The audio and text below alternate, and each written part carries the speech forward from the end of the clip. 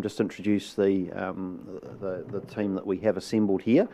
In fact, James, you guys can introduce yourselves and just explain who you are and where you fit in the project.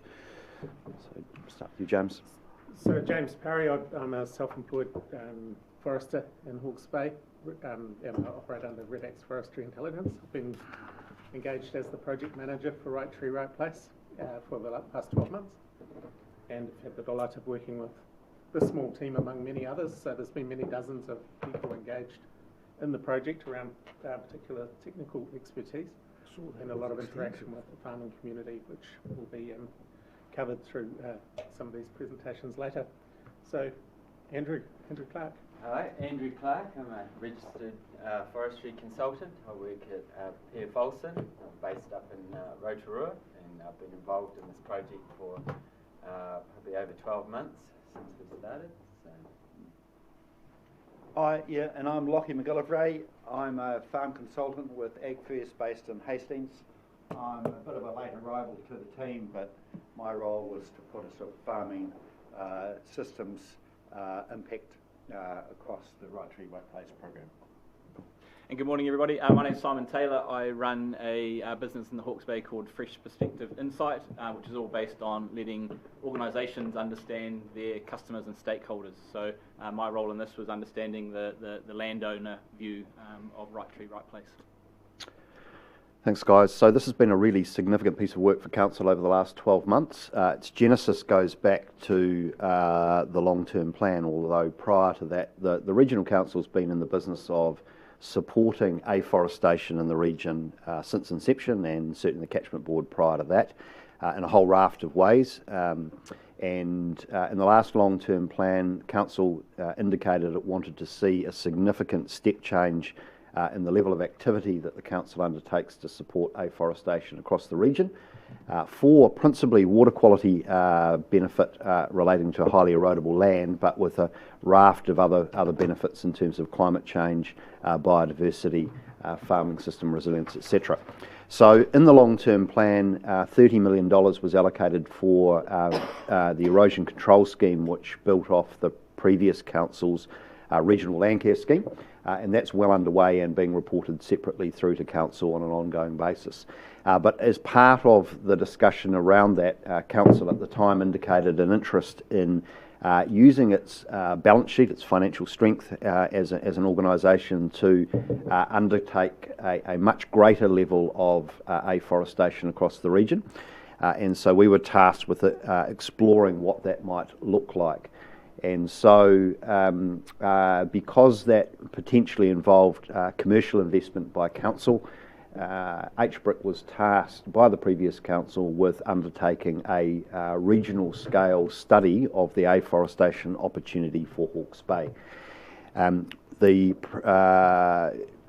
central government's 1 billion trees fund administered by Te Ururako was approached for co-funding.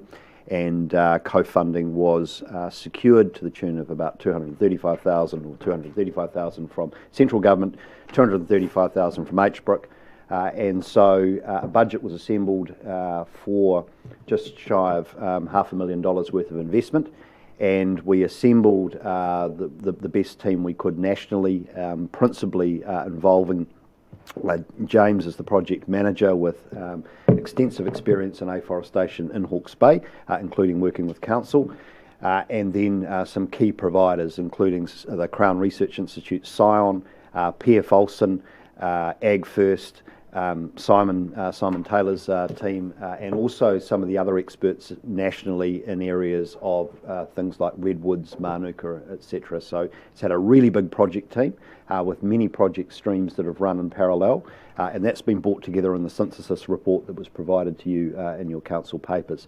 So we're at a point now where the project has completed its investigation stage, and we have now a picture around the afforestation opportunity for Hawke's Bay, and what we want to do first of all is present that picture to you and then move into a discussion about where we go to next, which will lead through into the next long-term plan and where the Council might deploy further resources into accelerating afforestation in Hawke's Bay. So with that, I'll hand over to James. Right, so thank you. And the flow will be that I'll make some introduction of the project, and then each of these guys will present on the highlights of their involvement. Sorry, just before I do, I should have acknowledged Dan Druzianic here as the Independent Director on HBRIC. Blair O'Keefe, the CEO of HBRIC, sends his apologies today. He couldn't be here, but Dan's here to represent HBRIC's involvement in this project. Sorry, James. Yeah, cool. Thanks. So, as James has alluded to, the Right Tree, Right Place project offers a suite of solutions to many of the challenges that the council faces and the community and this committee in particular around climate change resilience, water quality, biodiversity, and the whole carbon sequestration versus trading picture. The Right Tree, Right Place project is critical in offering components of the solution there. It meshes with a number of historic investments and activities on council's behalf, and also it meshes with obviously the farming community and existing forest industry, but also a lot of work streams around biodiversity, ecosystem prioritisation. So there are many interlocking pieces of the puzzle and many essential pieces of the puzzle. So if any of these essentials are missed, then we're not going to have completion. So it's been an extensive project. The summary report that you saw was the tip of the iceberg in the sense there's a massive amount of technical information, detail, spatial data that supports the summarising conclusions in that report. Those are being made available to the integrated catchment team. There's training available in terms of transmitting what the spatial layers around species suitability and site suitability, biophysical limitations for forestry, and those will become part of the ICM team toolkit inevitably.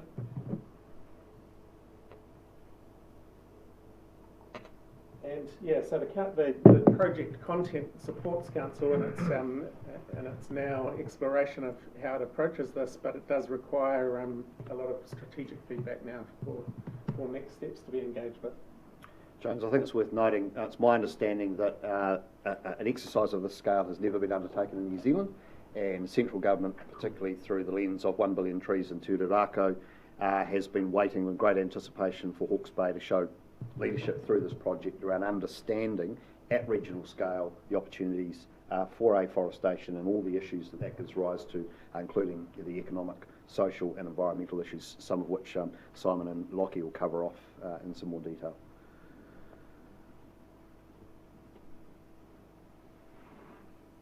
So, as much about people as it is about planting trees, I guess we all started out with that understanding, but particularly with engagement of Lockie and Simon, there was some really deep diving with landowners about their aspirations, their resistances, what they see as success factors to moving forward with trees, and before that, overcoming barriers that are quite existential for farmers. They see afforestation as a threat, and then it makes it easy for them not to engage with actually what the opportunities are for them. So, Right Tree, Right Place is not about whole farm forestry conversion, it's about improving landscape function, improving farm businesses, and it builds on the existing investments to optimise their land use within a pastoral farming context.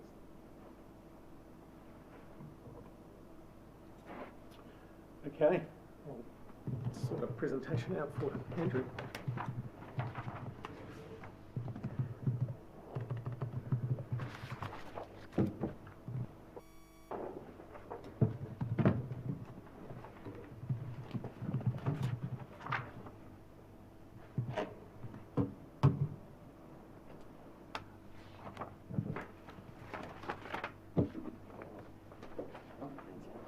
The down arrow here for progress. Nice, thank you. I can still use a pointer. Yep. Kia ora, everyone. As I introduced myself as Andrew Clark, as a forestry consultant. So I've got over 20 years of doing various jobs in forestry. So from harvesting to planting to wood flow and sales, and sort of naturally led through to doing consulting with a bit of a wide breadth, a jack of all trades, as they say. So if I was to sort of sum up where I see how the project evolved and at a very high level what we were trying to achieve, there was an issue, and it was some astronomical erosion rates within the Hawke's Bay region, and those areas have been identified, and also a solution was identified, which was to plant trees. Because this has been known to reduce those erosion rates in those areas by up to 90%, so it's very effective. But most importantly, or equally as important, is all the other added benefits that can potentially come from forestry as well in those areas. So the project was really, from my point of view, which trees, where should they go, and how do we get them in the ground, given that we're dealing with private landowners and things. So the right tree, right place is a simple mantra. It's actually a pretty complicated concept, and there's a lot of different aspects to it. So there's the whole biological thing, like where's a good site for this kind of tree, and it's very much about site and location. There's also your expectations about what you're trying to achieve in the region, and the local community, people living in those catchments and farms. So thinking about the people and school closures and other things like that need to be thought about in the context of the project. So there was extensive work, mostly credit to Scion, who did a lot of this work on mapping not just the high erosion areas that we needed to find a solution to, but also what is relevant for trees. What is ETS compliant as far as post-89 potential land, and also suitable for forest. So you had to already discount area which was covered in forest or had other land uses that would not allow forestry. So I guess these become the target areas of the project. These are the places where you get best bang for buck for putting those trees in the ground. So the whole project, from my point of view, is about a very targeted approach to afforestation. A lot of the 1BT and other things that are out there are very generic, high level, bit of a blunt instrument, so you get a lot of unintended consequences, whereas I think the way the council have directed this, and James, is it's very much thinking holistically and thinking about a lot more aspects to it, and I'd like to reiterate what James said. In my time in forestry, I've never seen a project like this. Lots of aspects of this have been tried in individual situations, but it's never been brought together in such a sort of holistic view. Just tell me what the units here. So A is greater than 500. Is that tonnes per square kilometre? Tonnes per square kilometre per year, yeah. That's of sequestered carbon. No, sorry, this is sediment loss. Sediment's loss. We'll get on this. So it wasn't quite clear on that. No, good point. And so the next. So what you're looking at here is that the C is the best place. And where does C line up? What's the colour for C? So that is the... It's very hard to read on the That's all iPad. white. Yeah, that's the salmon coloured sort of one here. So heavily located to the north of the region. Okay. Some more down.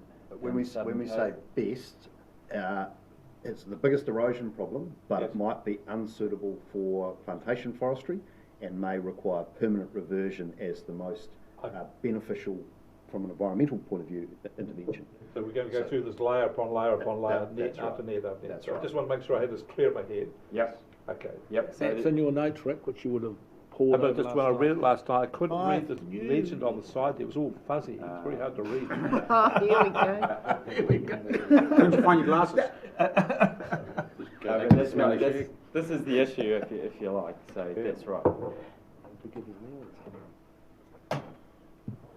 In the project, we considered a range of species and forest systems that were available. I won't go into the details, but it's radiata pine is often talked about, obviously for obvious reasons.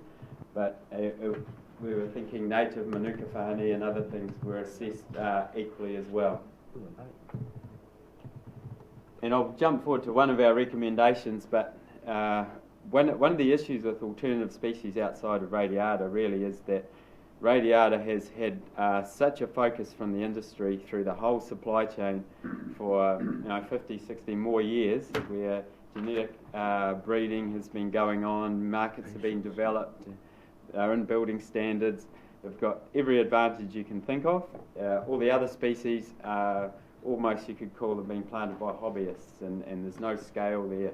So one of the recommendations coming out of this would that if you want to encourage other species other than Radiata, you probably need to concentrate on a few. If you pick a few winners and back them through the infrastructure and the industry and other things to build some scale at the processing level, at the marketing level, at the nursery level, everything. Create a value chain. Exactly. So It needs a value chain. So you think that accounts for the return on investment of Radiata pine, which was shown here, which was substantially higher than the next cultivar? You think it has as much to do with infrastructure as it does with the market? I wouldn't say as much, because somehow Radiata got out in front, and there was probably a reason for that. But your point's valid, yes. But it's how much, and some people would argue, things like some of the eucalypt species have some unique advantages, being a hardwood, fast initial growth, high density for carbon sequestration, things like that. So, and longer lived species as well, redwoods, things like that. So a lot of these species all have their own pros and cons, but definitely I think that certainly would explain the failure of a lot of things that have happened before. And in the end, because somebody's only got a few hectares of it, they've got to turn up with some homemade gear and knock it over and find something to do with it. What page is that return on investment on? Because I did see it, but I can't find it now. It's in your notes. Yes, I know, but I've I've only got the modern thing. It's a real interesting one, because that's what's driving the market. I can, I can shoot forward. It might be coming up. Well, You Cassie will have just put a hold on. you've We'll got come slide up to on it. it. It is in the notes. It is. It is in the slide, so But just before we go there, can I just come back to Rex's point, because I think this is quite good, is that, for example, eucalypts have a lot of advantages, but the prices that people get for eucalypts is, doesn't reflect the quality of it. So would it be your estimate as a specialist in forestry that if you've got sufficient quantity of eucalypts in the ground, got a sufficient stream of wood that could be reliable, could be marketed, the infrastructure, that it would change the pricing profile of eucalypts quite a lot? Return on investment. Return on investment. absolutely. Yeah. The answer is yes, except you have to remember that's going to be a 30, 40, 50-year process. I get that. Yep. And this is going to happen in 5. Well, I mean, there's The market's driving in 5. Yeah, there's some low-hanging fruit there. It's a bad pun, but like if you go and look at a eucalypt stand, you might have one amazing tree, and beside it there's a suppressed one that's not doing so well, and then another great one. So what's happened with Radiata for years? They've been breeding those best trees and just continually getting that. So there is some low-hanging fruit, but a lot of other stuff is going to take almost generations to bring through. Okay. I'll just add something on the eucalypt species selection. There are 600 eucalypt species around the world, and there's a number of them that are being focused on by the Dryland Forest Initiative project in New Zealand, and that is to select for a higher natural durability and allow for sawn timber products to be used in the ground without additional chemical treatment. And so there's now a 10-year long project called the Dryland Forest Initiative around that. So for instance, vineyard pole timber that doesn't require treatment has an advantage in the sense of market perception and organic certification. Similarly, there's work around the wood properties and breeding and selection and development of market that is kind of paralleling the Radiata story, and there's quite a lot of support, including regional council support for that project. So there is, in terms of the shortened list of species, there is some muscle behind some of the options that are being promoted. Oh, there's plenty of others too.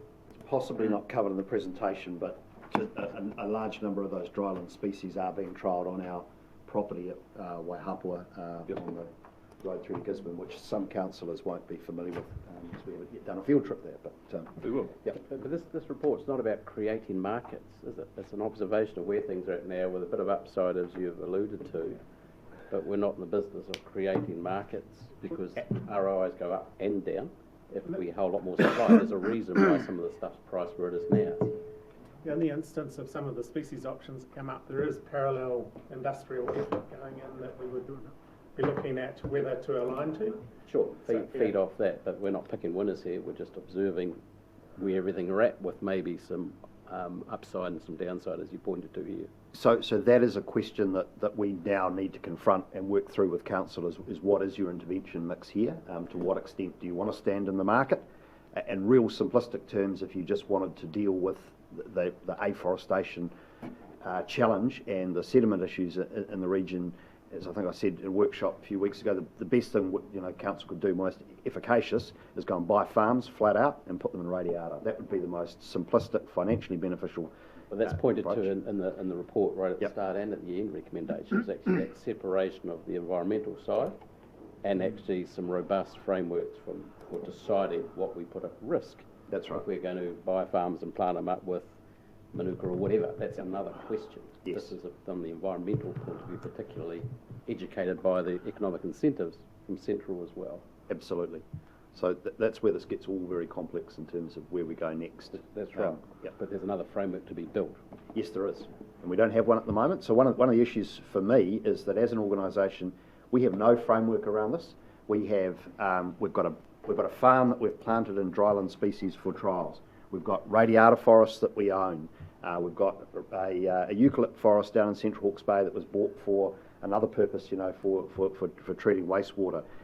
We've got 9 JVs with private landowners where historically we paid to plant radiata and we got a profit share in that arrangement. We've got funding incentives for different forms of afforestation. We've got a whole plethora of things that have historically the regional council's done and that we currently also have on our books, but we have no overarching framework to think through, what is the intervention suite that we as a regional council want to have going forward. You've got a crazy mix of assets on your balance sheet. Yep. So people that look at balance sheets need to look at that and recommend. And then there's all the other merits of different plantings for our ambitions for erosion. Isn't that the purpose of this report? That is correct. So this is where we're going to get to. At the end, we're going to have go through all of these issues and come to a plan. Yep. That's right. You go right to the end. I'm not sure we get there, but anyway, let's keep going. No, we start the conversation at the end. Yeah, and it will lead through to the next long-term plan. We've probably got 12 months of strategy development around that, which is what we want to get to at the end of this. Continue. Oh, well, thank you. But to answer that question quickly as well, an example of some infrastructure that could be quite useful to get some other species off the ground is, just even having a nursery or encouraging the development of a nursery with some other species, because if people have got that interest and the council wants some other species in there and they can't get the seed stock, then, so there can be quite small, easy things that can make quite a difference.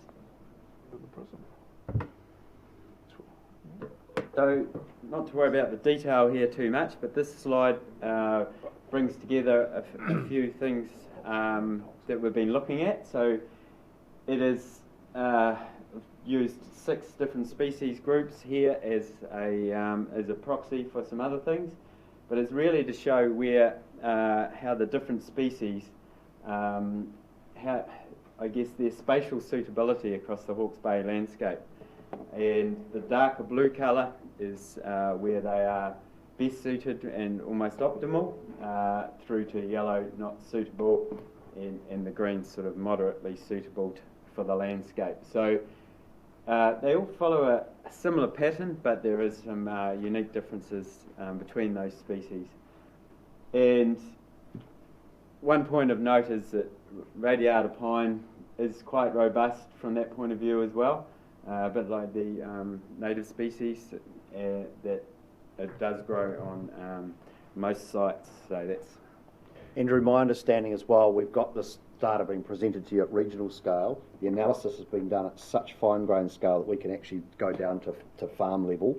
And so, the huge amount of data that sits in behind this then becomes a powerful tool for our catchment staff to then engage landowners on, the options at farm scale. Just ask a question from this. I was really surprised to see Totara in this.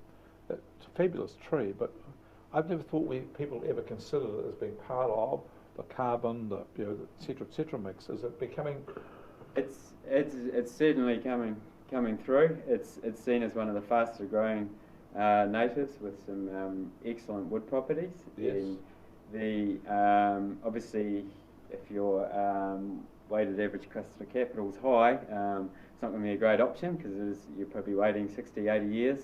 But certainly, if you wanted a foot in each camp, you loved your natives and you really wanted to encourage that, and then it does have selective logging potentials and other things because it's such a high value timber. You can really leave some great legacy effects, I guess, on your property. So you mentioned, so TOTA is not a default for generic multi-species natives. Not necessarily, but It's a standalone monoculture there.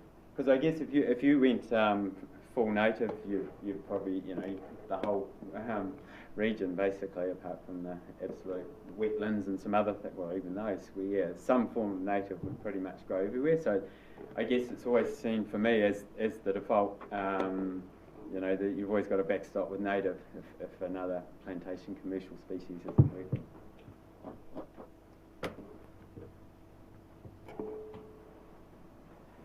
This is a little bit of a combination of the last couple of slides we've seen, but really it's just by percentage of the area that we defined as the issue, the high erosion issues, what different species, if we interact those two areas, bit of cookie cutter exercise, how much of the erosion prone issue can be dealt with the various species.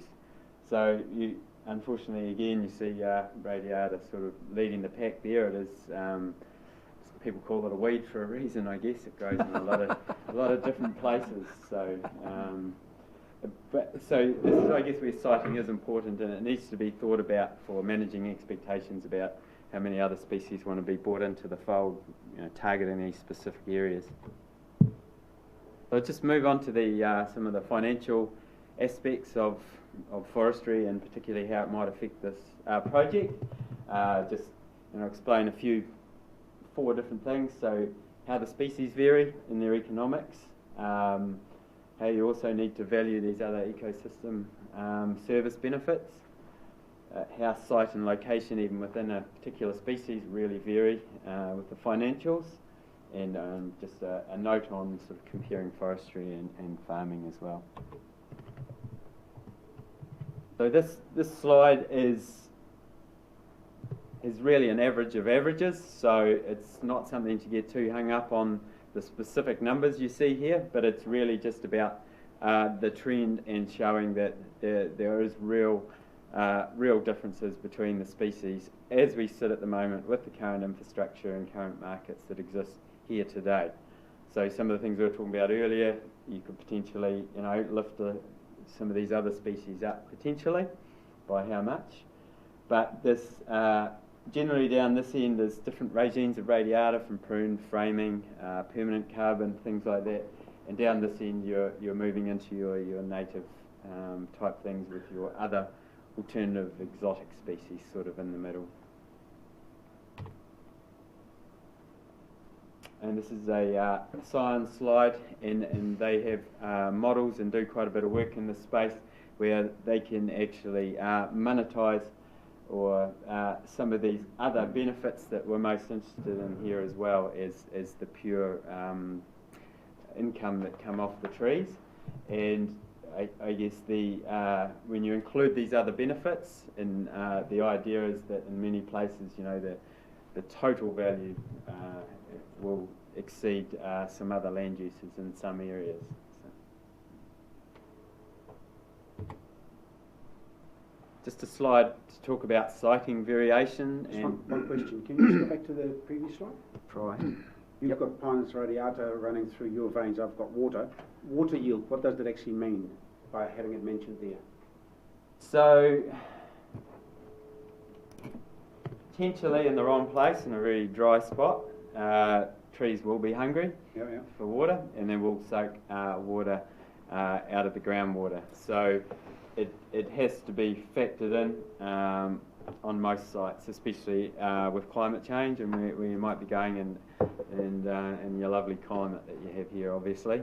So in a higher rainfall, deeper soils, things like that, no, it won't be an issue, but in some places it will be. So it's got to be seen as a potential negative drain. Get back to that, I would say. But also a positive potentially in terms of water holding capacity in soils. So, yeah. And slowing up the flow of water. Yeah, that's right. That's right. But that's all about design. That's right. I won't dwell on the details too much, but just quite a pertinent sort of illustration of siting commercial forestry in the wrong place and how quickly it can go wrong. So this is really, down this axis here is really the scale of some planting of radiata, and across here is representing maybe the amount of roading infrastructure that's required to extract those trees from that site. So there's plenty of people who've planted a few hectares at the back of a block, and they're just never going to be worth anything. They got the scale wrong, the location's wrong, there's no access in there. Sorry, could you just interpret that a bit more? So your 2K, does that mean if I've got a hectare down the back block and I'm more than 2Ks away, over the life of that plantation, it'll cost me 32 to get to port? Yeah, this is the net present value of planting those trees and going through a single rotation. You'll lose $32,000 on the deal. And that's just a small scale, so it's not ETS. Yeah. And all the assumptions under that are all financial assumptions, including tax? Yeah. Or just, so it's everything, so that's the magic number there. A post-tax cash flow for a Post-tax cash flow, okay. And I think one of the take-homes that you'll get out of the whole presentation is if you look at the difference between 100 hectares and 1,000 hectares, it's not a huge differential. So there is a scale point that works in with pastoral farming, and it could be less. It could be say 50 hectares, between 50 and 100. You're still actually reasonably economic at some distance from the road and on sort of rolling terrain. So there's a sweet spot in all of this. Where the economics can work at smaller farm scale. So, for example, you leap from 10 hectares to 100. So at 100, you can be ETS compliant. What's the threshold there? 50 hectares or something? Well, on ETS compliance starts at a hectare. 1 hectare. Yeah. The difference at 100, you're quite right, is where you need to start measuring your forest. Yeah. Oh, that's what it is. Okay. Yeah. Before, from 1 to 100, you use lookup tables to see So, how much carbon. okay, so carbon price assumption underlying all this is? $25 current price. So you've straight line 25. Yeah. It's very important for everyone to note that number's been used, okay? Yeah. So this is for relativity's sake, the way this Sure, is sure. built, but the It's model apples and can apples. do sensitivity on carbon prices and everything you need to do. So. Yeah. But it's really just showing that, I guess, and where I'd like to talk to Lockie more in the future and other agricultural consultants is, hey, we really need to work together with farm plans, forestry and farming coming together and making sure that that farm is as it can be best environmentally and economically. Because I was looking at another farm in the King Country the other day, and they wanted to plant 12 different forests around their thing, so their total hectares was great, 240 or something, and we're really getting stuck in, but quite a few of them were like a few hectares off on their own that needed, several kilometres of roading to get to each one, so it wasn't a contiguous area, and so a lot of the advice there was, well, actually probably 4 or 5 of those probably should be just native carbon. Okay, so sorry, because I know, just tell me if you're going to get to it, I couldn't see it. So is it as simple as, so you've used a $25 carbon price going for your model, so let's just say you used input 50 as a carbon unit. Relatively, those numbers there then approved by positively 100%. So what's the correlation? Impossible to say. So each site will be quite unique, and depending on your distance to market. Sorry, nothing else changes but the price of carbon. So nothing else changes but the price of carbon. And if I'm looking at your numbers on the right there, my 32, it's going to cost me 32. Yeah. Actually, whatever the carbon component of that is improved 100%, well, times 2. Yeah. There'd be a massive range because the proportion of value attributed to carbon and to timber can vary hugely. So it really depends about where you're talking. But in an average case, I think, I guess the best thing I can do is give you an example some feasibility studies I've done for some people looking to plant trees, and they might have had an internal rate of return of 6 to 7% for $25. If you push that up to 50, you're probably talking about 11 or 12% internal rate of return. Okay, well, let's hold that. I'm just going to come back to it later. The Yep. point being, okay, and what numbers is the private sector assuming with some of their purchases and incentives, because it's quite If they different live to in this. Europe. Yeah. Okay. Isn't the point of your chart there that if you have small blocks a long way from the road, the tendency to be uneconomic. The bigger you have, the closer you are to the road, the more economic it's going to be. So if we're in it for money, well then that's what you've got to think about. But we might not, as you think about the suite of things we're going to do, we might not be in it for money. That's a good point. And I think there's about 12 key value drivers for commercial forestry. So this is an example of one of them. So I guess that, the point being that expert advice will be useful in most cases, and just it's not as simple as just having an online model or something and coming up with a simple tree plan. There is variables that can have really severe effects on the economics of forestry. Just one other point of clarification. So your scale is based on contiguous units. Yeah. And if you had 100 hectares within a catchment, 4 farms bordering each other with 25 each, does it dramatically change that if they're not absolutely contiguous but they're within a pretty short distance of each other? It would have a minor effect, I think, because you're only talking a very short, bridging area or something like that. Yeah. Just on that though, around synergies with roading, there's the sharing of the cost, which may or may not be very material as shown here. But if a given landowner does not have a feasible road on their land, which excludes them being able to do forestry, but by cooperating with a neighbour who does, that makes forestry viable on that property. And I think there's an exploration to do around how you work together more in a community sense around that. Surely what the point you're making here is that it's on a case-by-case basis. This is just a general thing here, which has got a whole pile of generalisations to get to it. So let's move on. Yeah. So this is from Lockie and his team. I think this is a chart which kind of sums things up for me from a project point of view, if I was to pick one thing. So what we have here is land quality across this axis. So we've got improving land quality with livestock units per hectare as a measure, and up here is annual EBIT, if you like. So the yellow-ish line here is forestry. So what it's saying is not very sensitive to the productivity of the land. There is a difference as you get more productive, but the green and blue lines are under pastoral farming is the returns. So the key point here is that on any given property there will be an intersection line where commercial forestry and pastoral farming make sense or don't make sense, and it will vary significantly even within a property. And I think that's a key point. And Lockie's educated me. A lot of farmers think average productivity across their whole property, and but in this, when you're going to start mixing farming and trees together, you really need to understand your farming at a much more granular level, paddock by paddock. And Andrew, the key distinction there is the grey line is farming without carbon, forestry without carbon. The yellow line is with carbon.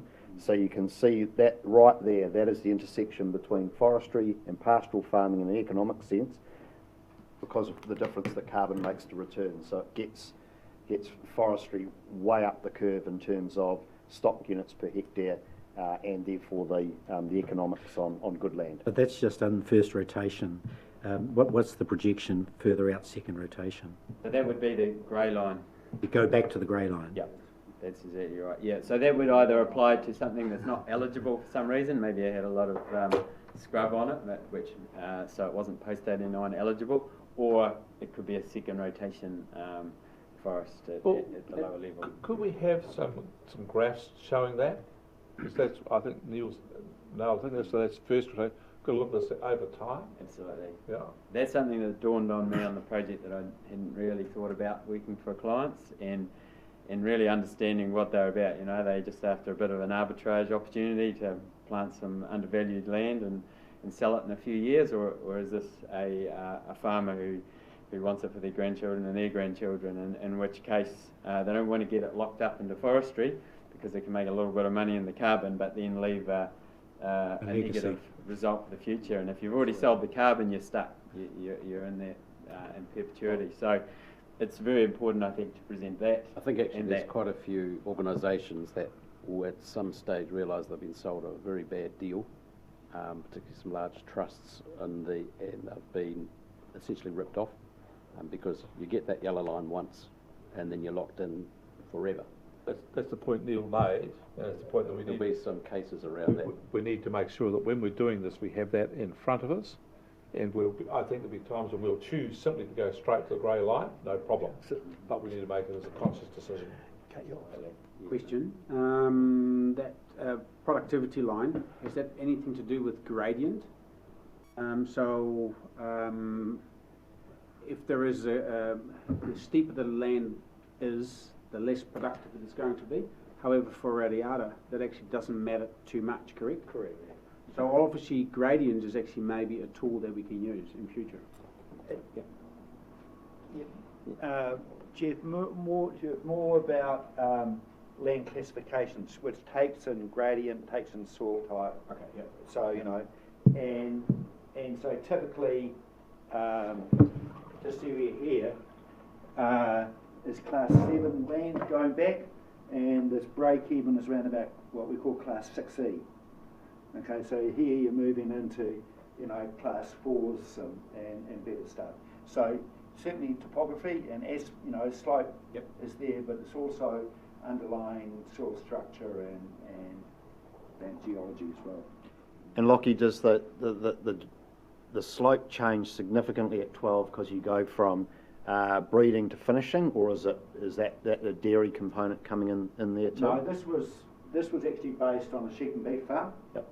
And so what that happened here is what Andrew's got here, which you probably can't see, was that the relative returns that we've broken down by using different farming systems, and that was restricted because of soil type, etc. So in the steeper country, we had limited potential to develop, and so for the income, the EBIT was around about, you know, that 300.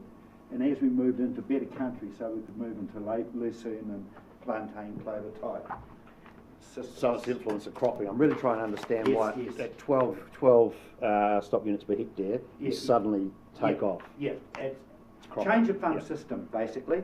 So in this part here, you could be actually finishing stock, finishing lambs, bull beef, an intensification. And probably interesting to note as well that important to note that this isn't, you know, a fixed answer. These lines can move up or down depending on where your property is and productivity and things like that. Indicative. Exactly. Just that also a reason for the grey line existing on a given property is that the farmer elects not to join the ETS. So they may have their own resistances about the future of it and the fact that it's a one-off opportunity. So some people will plant trees, be ETS eligible, and not take that up. So it does create a liability which stays with the land that those trees are on, even given a land sale. So something that the landowners need to get their rights cleared out. James, I didn't quite answer your question properly in some respects. It's a matrix of things that affects this. So you can change your farming system, but in terms of pasture production, you've got a quantum shift as well. Yep. So it's that combination of things. All right, let's move on. Right, so just sort of wrap up here. So I guess some conclusions or some things that I learnt through the project, which maybe I wasn't, you know, fully cognizant of, is that the more I've looked at it, you know, a mix of forestry and farming really, really will work. And I think, you know, that if people are worried about full farm conversions from into forestry, probably the best way to stop that would be to start planting the lowest performing areas of properties into trees, and it really deleverages the opportunities for people to come in and do full farm conversions. Can I just, would you mind just going back to the previous slide?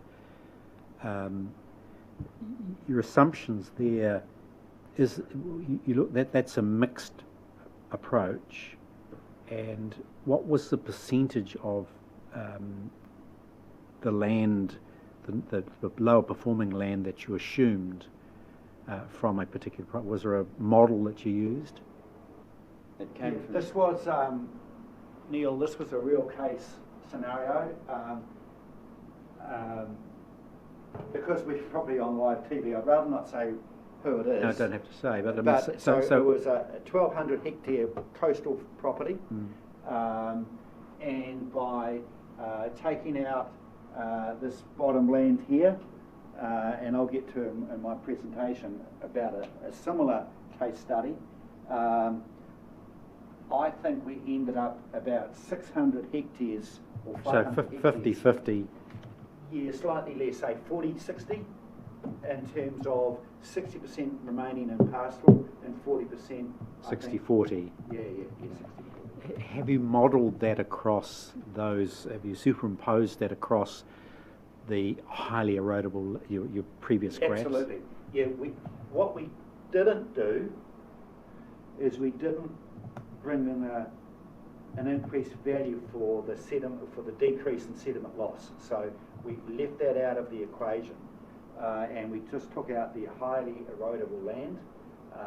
And again, I'll show that later, the type of thing we'd target. So in this situation, for this particular farm, the P loss dropped substantially. I can't quote you what it was. That was on overseer modelling. The sediment would have also fallen off dramatically, and we had no increase in N losses to water. But, sorry, for this purpose, we're only talking about the financial returns, EBITDA on this, putting aside the environmental gains. So that's what we're doing here, isn't it? We're just looking at the economics. That's right. So when you get into what we got here is that this is based on a single farm, 60% of it, which I understand it was remained in pasture, 40% in the forestry, and then comparing that with, that's just been the model to comparison as a rule of thumb. So where do we want to go from here, Neil? You happy? Roll on. Yeah. Roll on. Thank you. As I said earlier on, I think targeted intervention is really crucial to the project. So really just to minimise unintended consequences and to actually get trees planted in the right places to control the erosion and to have those other ecosystem service benefits. So, you know, it's probably no good just having something general going, oh, we'll top up 1BT a little bit, we'll give them an extra $1,000 a hectare and leave the market to itself. That is just simply not going to work. You're going to end up with all sorts of unintended consequences, probably a lot of good rolling farmland planted in trees, and you're still going to have all your erosion issues. You're not going to have diversity of other species. You won't encourage natives. So there really has to be a level of intervention, in my opinion. Which is a really important conclusion, not for us but for the country, and for this report is going through to Uraraka and ultimately ministers in the government, so they're receiving it at the same time as you, and so they'll need to focus on what their interventions look like, which looks like a lot more hand-holding with landowners and far more targeting. And in parallel, Ian's doing some work with other regional councils to prepare a capability bid for central government to fund a lot more people going onto farms to work this at farm scale in a way that's complementary with pastoral farming, which is quite different to where 1BT's been up until now, which is the big grants program with all sorts of unintended consequences you're all hearing about. So just to, sorry to go, actually I'm going back a step. So just to be clear, your model farm, you're saying on a property where you're converting 40% into forestry, intensifying your land use on the balance, your EBITDA returns are at least equal to that before you started. Is that?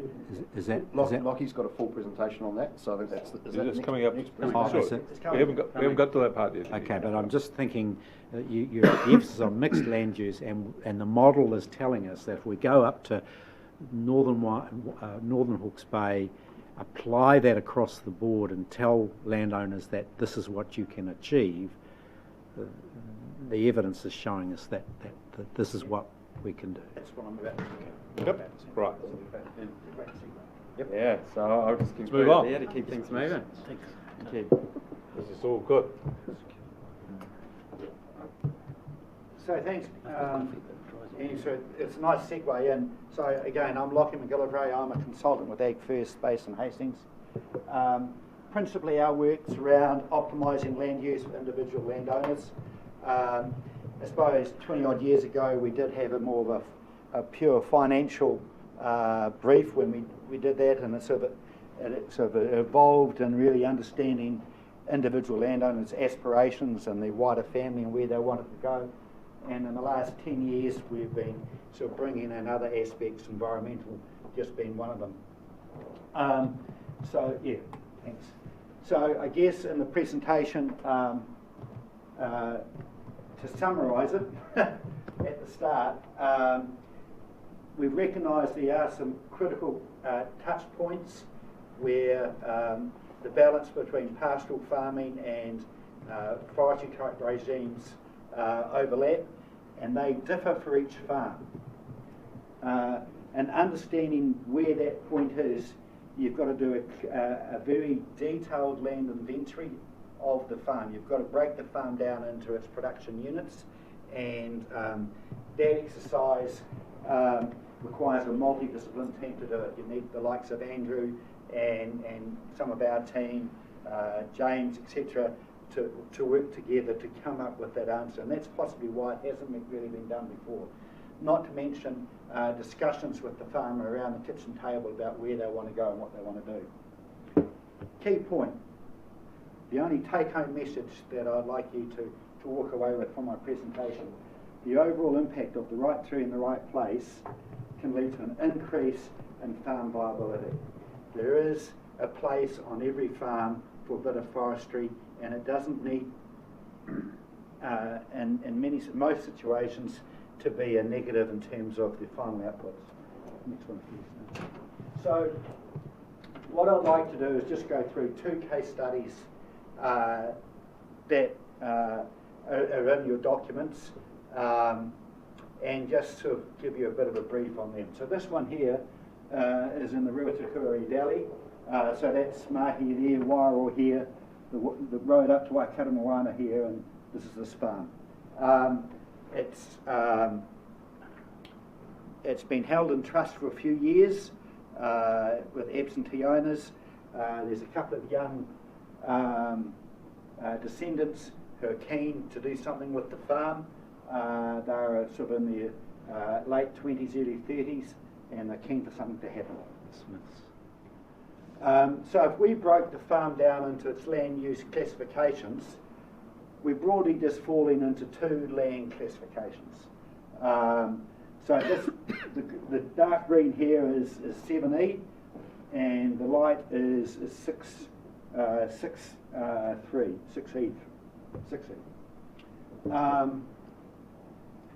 When you look, if you're driving along and you saw this stuff here, you'd be thinking it's quite steep, and but it's typical sheep and beef country, good horse and dog stuff, and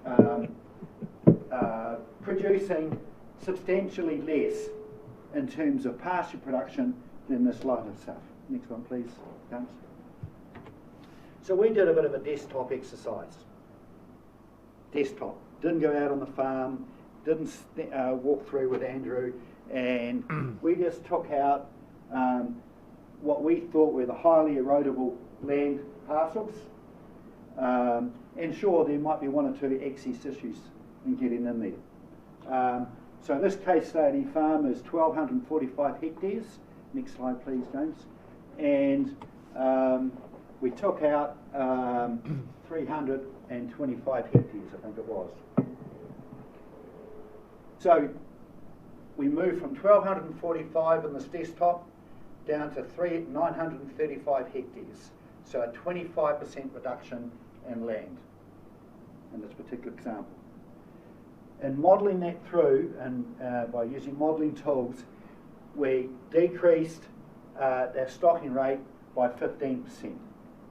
And that's because of the weighted averages of moving out of that poorer land class. Okay, now to financially offset so that the farmer would be in no worse position from a pastoral farming situation, what would they need to get? And he would have to shift his current gross farm income of $280 per hectare to $740. Okay, the district average in there is $850. So he wouldn't even have to come up to the average. He'd just have to lift it up a little bit. In that previous example we saw, which Neil and people were talking about, when we took out 40% of the land for forestry, we've got to a break-even and even between the pre and the post. So I believe this particular example here is very achievable for this farm. Okay, and all we require to do that is a 9% lift in production. So a relatively small lift in production because of the weighting averages that's coming across. On top of that, so I said the 325, that's 310. On top of that, you've got 310 hectares in production forestry. So it really is a win-win. Key point, another key point, is it does mean there's a land intensification on that remaining 925 hectares. Doesn't necessarily mean that there's any more P lost. In actual fact, there's probably less P loss. Doesn't necessarily mean that there's any more greenhouse gases. There's probably less, and there's probably less nitrogen loss. But there is an intensification. So what's the increase in stocking rate, Lockie? Beg your pardon? What was the increase in stocking rate? We moved to 9,500 stock units on the 910. 5%. I haven't got a calculator there, so just a quick calculation. Tom's got his calculator out. He'll be able to do it for me. I think from memory we were around about 6 nil, and I think we moved to about 8 or something.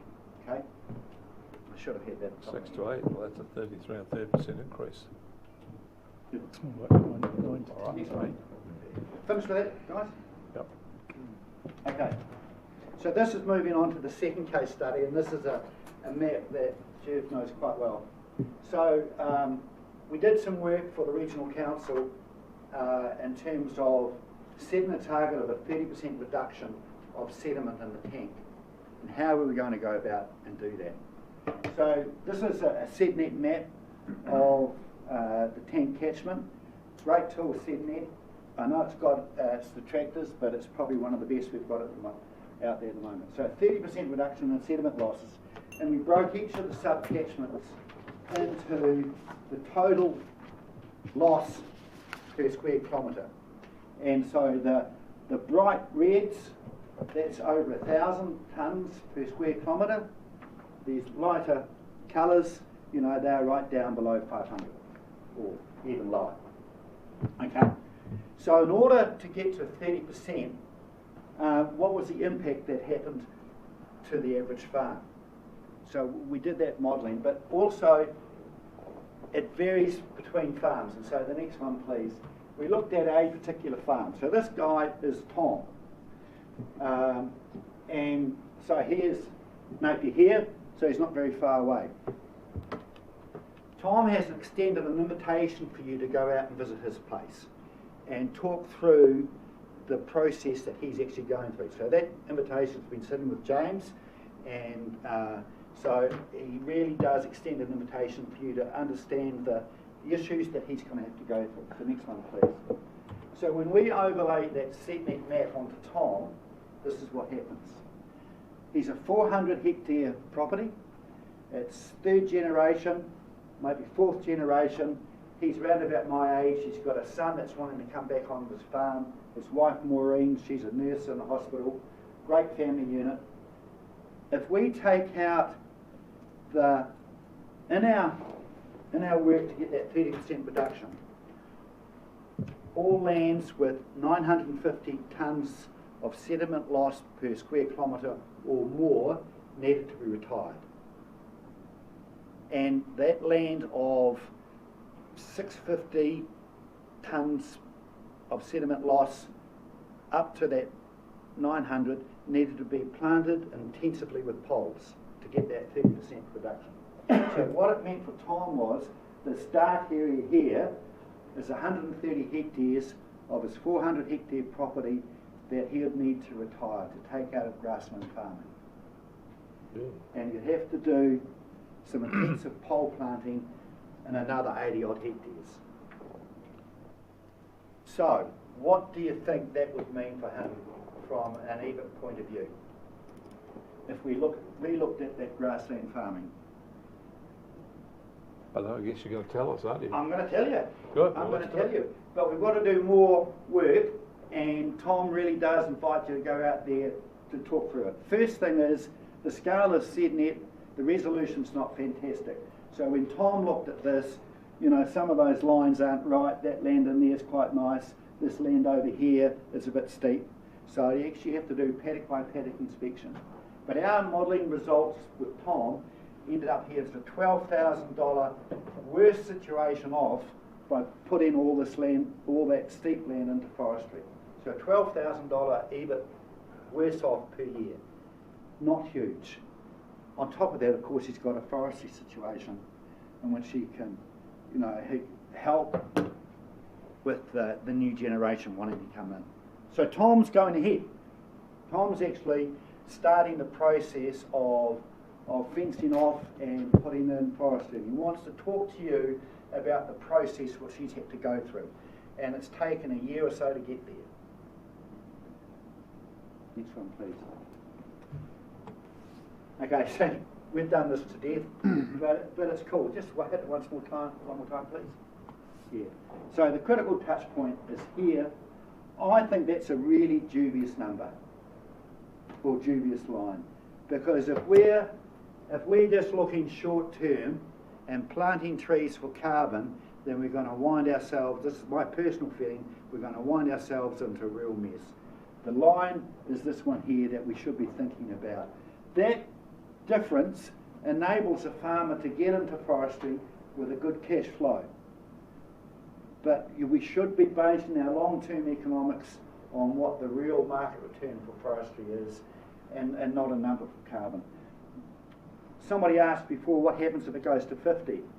If it goes to 50, it wipes out pastoral farming. Yeah. And all the social costs that go with that get compounded. What about 40? Because it's 40 40 already. takes out most sheep and beef. At 50, you get them into dairy. 39? Just joking. No, it is already 40 in Europe. Yeah, I get that. So just Yeah, but not 30. it's a dangerous figure, Rex, to be thinking about, because that's only that first generation. That's And right. then you've I got know the- that. I know that. Just to help me out again, Lockie, Yeah. the model you've used, Yes. is it on the yellow line or the grey line? Yes. The modelling that we're For doing this is on the grey property, line. so the property that you've just Yeah, it's on examined, the grey line. it's on the grey line. Yeah, yeah. I'm saying you do your cash flow, Craig, in that first rotation on the yellow line, because that's a bloody given that government's given to you, you know, sell your carbons. But make your land use choice on the grey line. Does that make sense? Yep. Lockie, do you have you know, just that 50-40 scale, what you were doing? I won't hold your feet to the fire on it, but can you share that with us?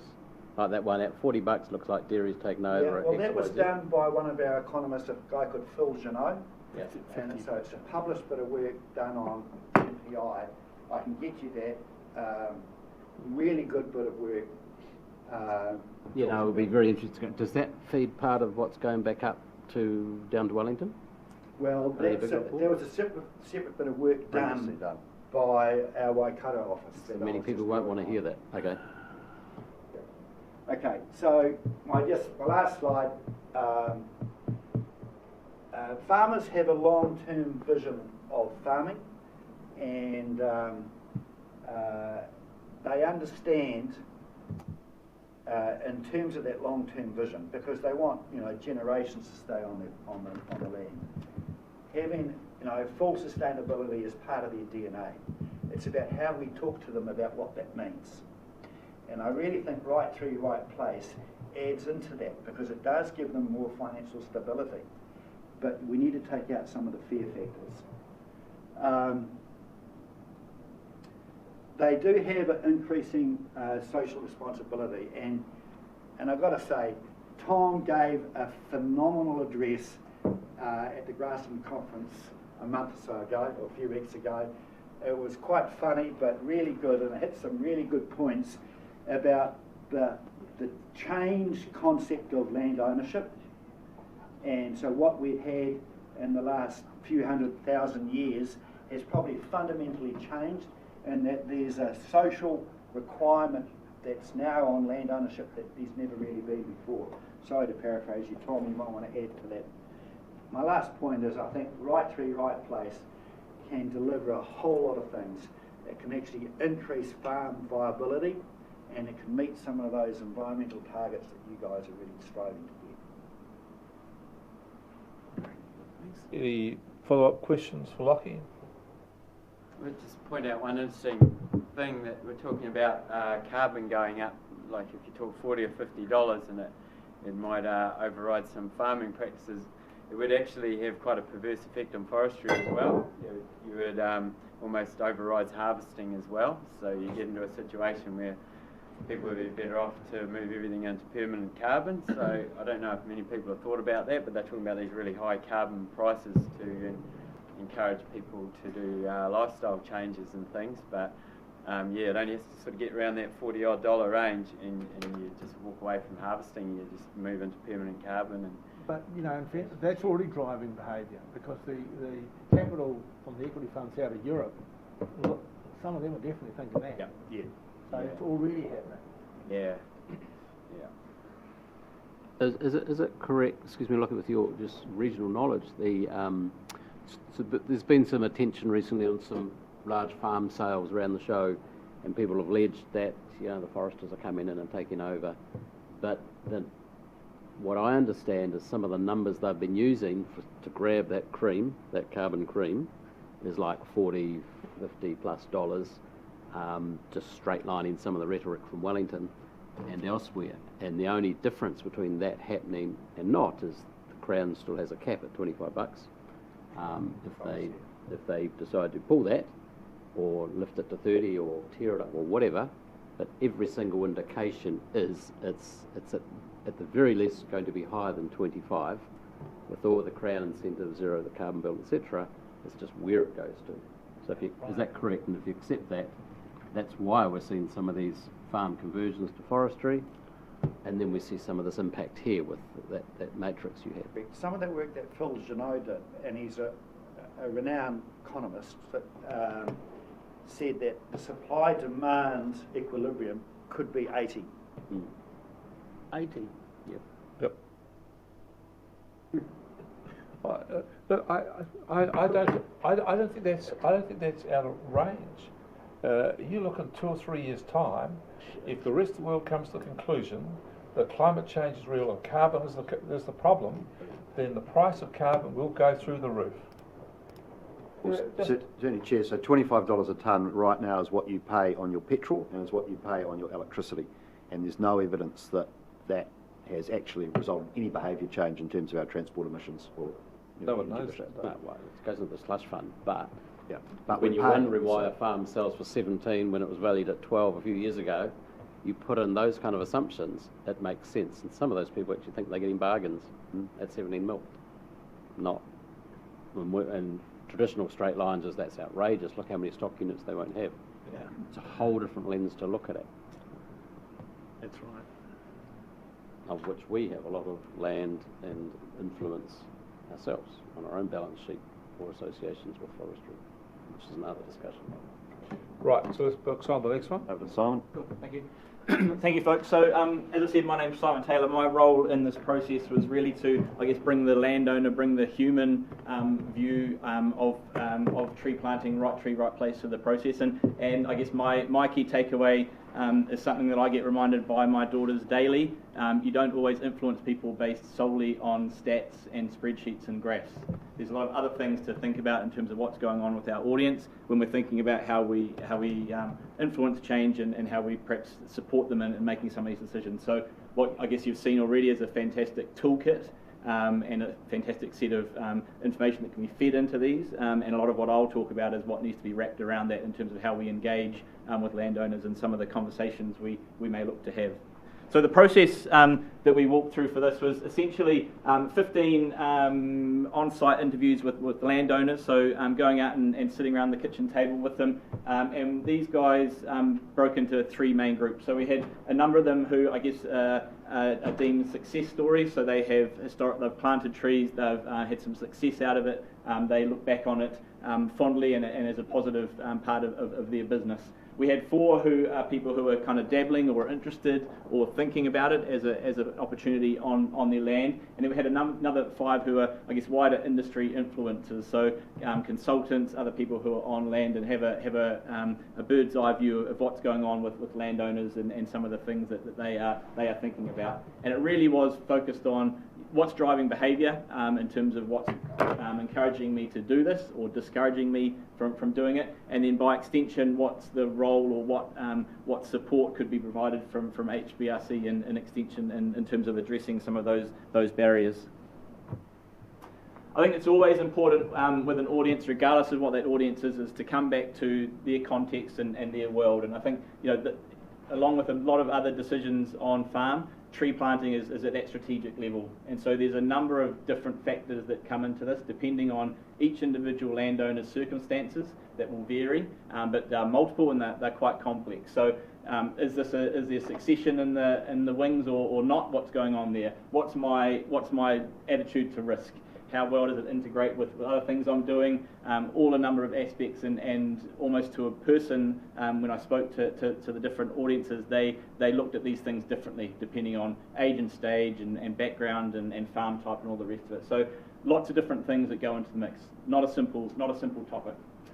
There's, I guess, the whole idea of tree planting is something that not everybody is familiar with. They'll be planting poles. They may have done some planting around their waterways, but it's that classic saying that I'm sure you've heard. I grow grass and not trees, or I'm a farmer, not a forester, and all these sorts of things. So that in itself again brings a little bit of reticence to necessarily engage with some of the detail. Those that have engaged and had success admit openly that they have learnt a lot along the way, sometimes through failure, sometimes through good luck, but they have learnt around all of the different factors that might influence the success or other ways. And they also talk to, which I'll touch on later, they have had support. So they've had a neighbour who's been very helpful, or a mate who's been part of that. So it's not been all under their own steam. And the final thing, I think, and we've touched on already, real nervousness, fear, anxiety around the blanket planting, as they call it, that's going on, and what that might mean not only to their communities but to the farming industry as a whole, and that's being something that they are very conscious of, and it is also having an impact on, I guess, their willingness to have conversations around some of these things. So what aids success? I think the main thing that aids success was something that Lockie spoke about, is the ones that look back on it and see it as a positive outcome have really taken their farm or their piece of land and they've broken it down into much more granular units. And they've then thought about, from a business owner perspective, how do I get the best out of those? And some of that's financial return, some of that's resourcing and workload, but they really have broken that down and thought about it in that context. They've then defined what the role of tree planting is within that, and they're quite clear and comfortable with that.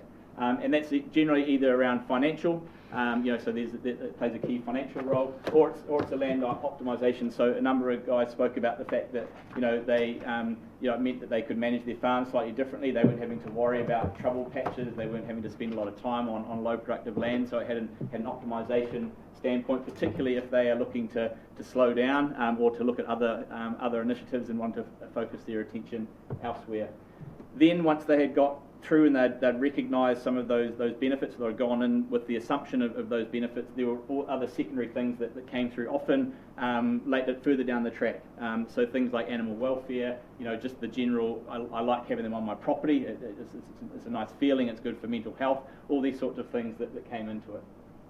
And I think the final part, as I mentioned, they have had experts, they have had support, they've also had a leg up in almost all cases, depending on when they took this activity. There were different schemes and initiatives to get them underway. But then, I guess for a number of them, they were now looking on it so positively that they were encouraged to do it under their own steam, or they're in a position where they could do it independently now without perhaps some of the things they had required or relied on early in the process. So that's what supports success. What gets in the way? So those that are on the brink of doing it, or that have spoken to others that haven't got over the line, I guess the main one that they think about is the financial risk, and that really falls into two categories. One is just the upfront cost. So I'm getting rid of this bit of land that I know what it earns me. I know it gives me a degree of production, and I'm basically disregarding that and locking that off.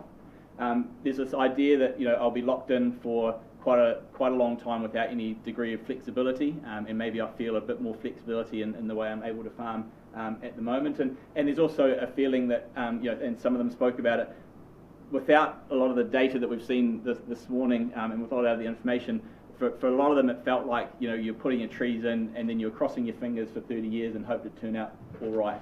So there wasn't that clarity around what it could look like. There wasn't the information perhaps to go on. It was a bit more of a leap of faith. You've then got a couple of other risks. One is just how do I do it? So maybe they don't know enough, and a fear of getting it wrong. Maybe I'm too busy. I've got so many other things, I just can't get it on my plate. So there's just some more pragmatic kind of issues and risks that come in. Then there's the final, I guess, one that shouldn't be ignored, which is this kind of reputational risk. Almost all of them had a horror story of somebody else who'd been burnt or stung by tree planting, and so that was something that they didn't really want to kind of stick their head up, and maybe someone else that has a failure. So there's a big part to play there about removing some of that risk and using some of these tools to make sure they're well-informed decisions and not maybe the leap of faith that others have needed to take. And then, bringing all that together, there was then a final part of the conversation, which was really, given what we've talked about in terms of the context, what supports and what detracts from your likelihood to engage, what role should the regional council be playing?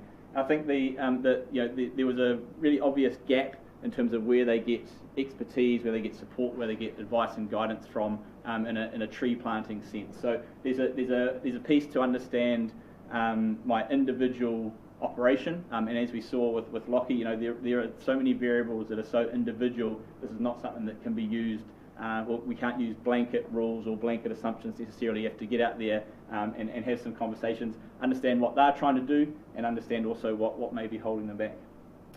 It's then about talking about options and plans and where you are. So rather than arriving with a solution or arriving with the end outcome predetermined, this is about looking at options and plans, again taking into consideration all the different elements of the operation. There's a role to play in terms of introducing other parties, so success cases, experts, people that can really come and support me in the same way that I get introduced to experts in other parts of my farm, who can come and have that expert-led conversation. And ultimately, supporting to whatever outcome they are looking for. It is their land and their operation after all.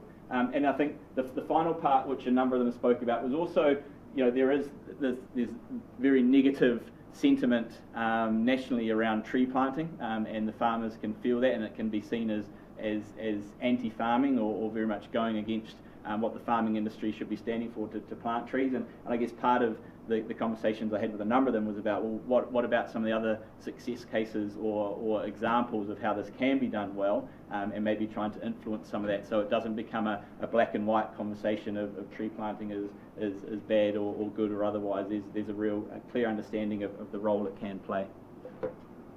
I think what's missing there, unless you get to it, is the social good of tree planting, which is the graphs of how many tonnes of sediment are being lost on a per hectare basis. if you put that into a collective group, that's an enormous amount. That would have to be also a positive that we actually need to. Yeah, I think that's definitely a tool you can use, and that is one of the angles you can take to look at that, particularly when you create a collective view of it. So I guess the final piece for me is just, when it comes to back to my point earlier, these are people, these are business owners, these are humans that don't always operate in perfectly logical and sequential order. So how do we engage with them to ensure that we support them along the way, and we reach some outcomes that are beneficial to all. So they were, to a person, they were very clear on the fact that the last thing you want to do is come in and with a predetermined answer and to kind of lead the way. This is their business, and so it's their plan. And there's a supporting mechanism, there's an involvement mechanism, but there's also an acceptance that some will move faster than others. Some will have bigger ambitions than others, particularly early on. Some might want to dabble to earn the trust and the belief before they go deeper. So understanding that all that takes place. If we're going to say right tree, right place, we need to mean it. And so any sense that this is kind of blanket planting by stealth, or that we are just looking to plant a particular variety, or we've got an overstock in our nurseries and we're trying to push this type of species, then that will end the dynamic pretty quickly. So we have to think about right tree, right place. We don't necessarily have to jump straight to commercial. If that's depending on the landowner and their context, there might be just some retirement of land as a start point. Build up that relationship and go from there. So really meaning what it sits within that ethos of and living that in terms of right tree, right place. And the final part is this is as you would have seen with all the complexity we've talked about already this morning, this is not something you can do in a half-hour chat. This is a relationship, this is an engagement, hence why these conversations are already about the people power that needs to sit behind this. This is very much around sitting down with the individual and walking through with them and taking it from their standpoint.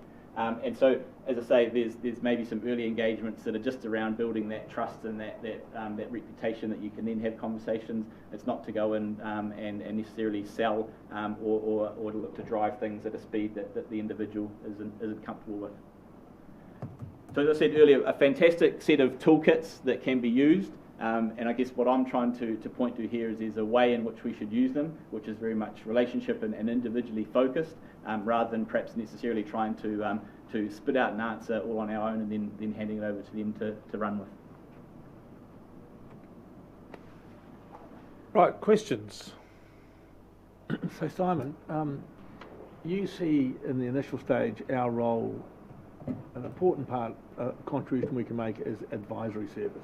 I think, almost before that, there's the engagement and the reputational standpoint. Depending on the landowner's context, they may not always have a brilliantly positive relationship with the council. So I think going in there and supporting, and then it is advisory in the sense of understanding and taking heed of what they're trying to do, as opposed to purely arriving with a solution.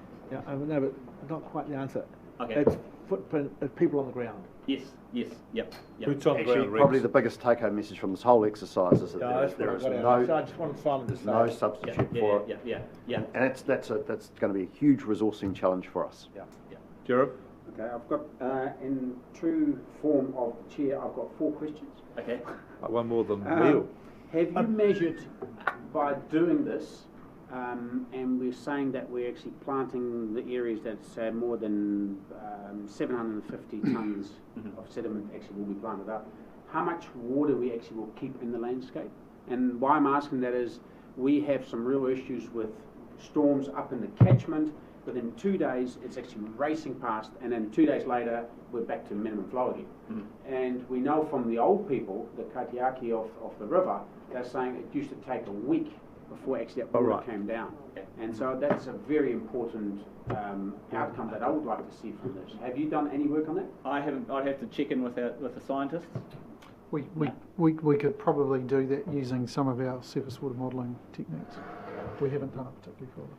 But the answer to your question, Jared, is that what used to be forest. The rain hit the trees, dribbled all down the trees, got the humus on the ground, soaked to that, and when it was all sort of close, it finally overflowed into the river. Now it comes straight out of the sky, hits a hard pasture, into the river. We've taken away the sponge. So what you're saying is by restoring the sponge, what will it do to our river systems? Improve them immensely. It will solve a lot of issues, not just Absolutely. sediment, but others as well. Yeah, keeping water on landscape. The other one, and actually I've talked about it, is actually you need to actually develop the story of the environmental benefit of what we're doing as a whole, not just as an individual farmer, as a whole. There's more a comment. Yeah, and I think the other thing to that is different individuals, again, being individuals, will latch on to different parts of that story. So by having that rounded view, you're able to then let them, you find out in that first conversation what really floats their boat. You've then got that to continue that from there. Yeah. And you'll find, I do a lot of this work with the horticulture industry, is you need to tell the story 7 times in a different way, and they finally will get it. Mm-hmm. My third What are you question... suggesting there? You realise that's on video now? Doesn't matter. That's with people generally. Now, good people like Lockie, how many of these people have we got? Because I think they're very important in this. So, can you answer me, what is the percentage of farmers that actually are using farm consultants? Not enough, you would say? Can I put it in another way? When we did the tank work, we came up in the tank catchment 390 farmers, bona fide farmers, and 1,700 lifestylers, or 1,750 lifestylers. I don't know how you get across those 1,750 lifestylers, you know? They're only 5% of the land, or 8% of the land in the catchment. But there's a significant social importance of them in terms of where we go. In terms of the 300 that are left there, I think there's adequate farm advisors. I think the other thing we're Waddle seeing, might be a different story. Yeah. Yep. Yeah. We came up with the numbers there. How many numbers did I come up with? I've forgotten that. In terms of sheep farmers. Was it 290? Wasn't a huge amount, but it's the service for me, the Hastings or Gisborne, and That's right. Next question, Jared. This is my last one, by the way. Oh, thank you. Hopefully Only you had 3. can count. My last one is, how hard would it be to develop a tool that a farmer, instead of actually talking to his mates or his consultant, actually can go to the back box and actually just type all this information and actually play with it, and sort of certain part, because I think what Lockie taught us in the tank process was, if you break your farm down, which a lot of farms actually don't do, and that's where you need farm consultants for, you can really see, I'm actually losing money on this bit, and that's actually my good one, and if I could take my focus off that losing bit, I can actually intensify this and actually have more production. So how hard is it to build a tool?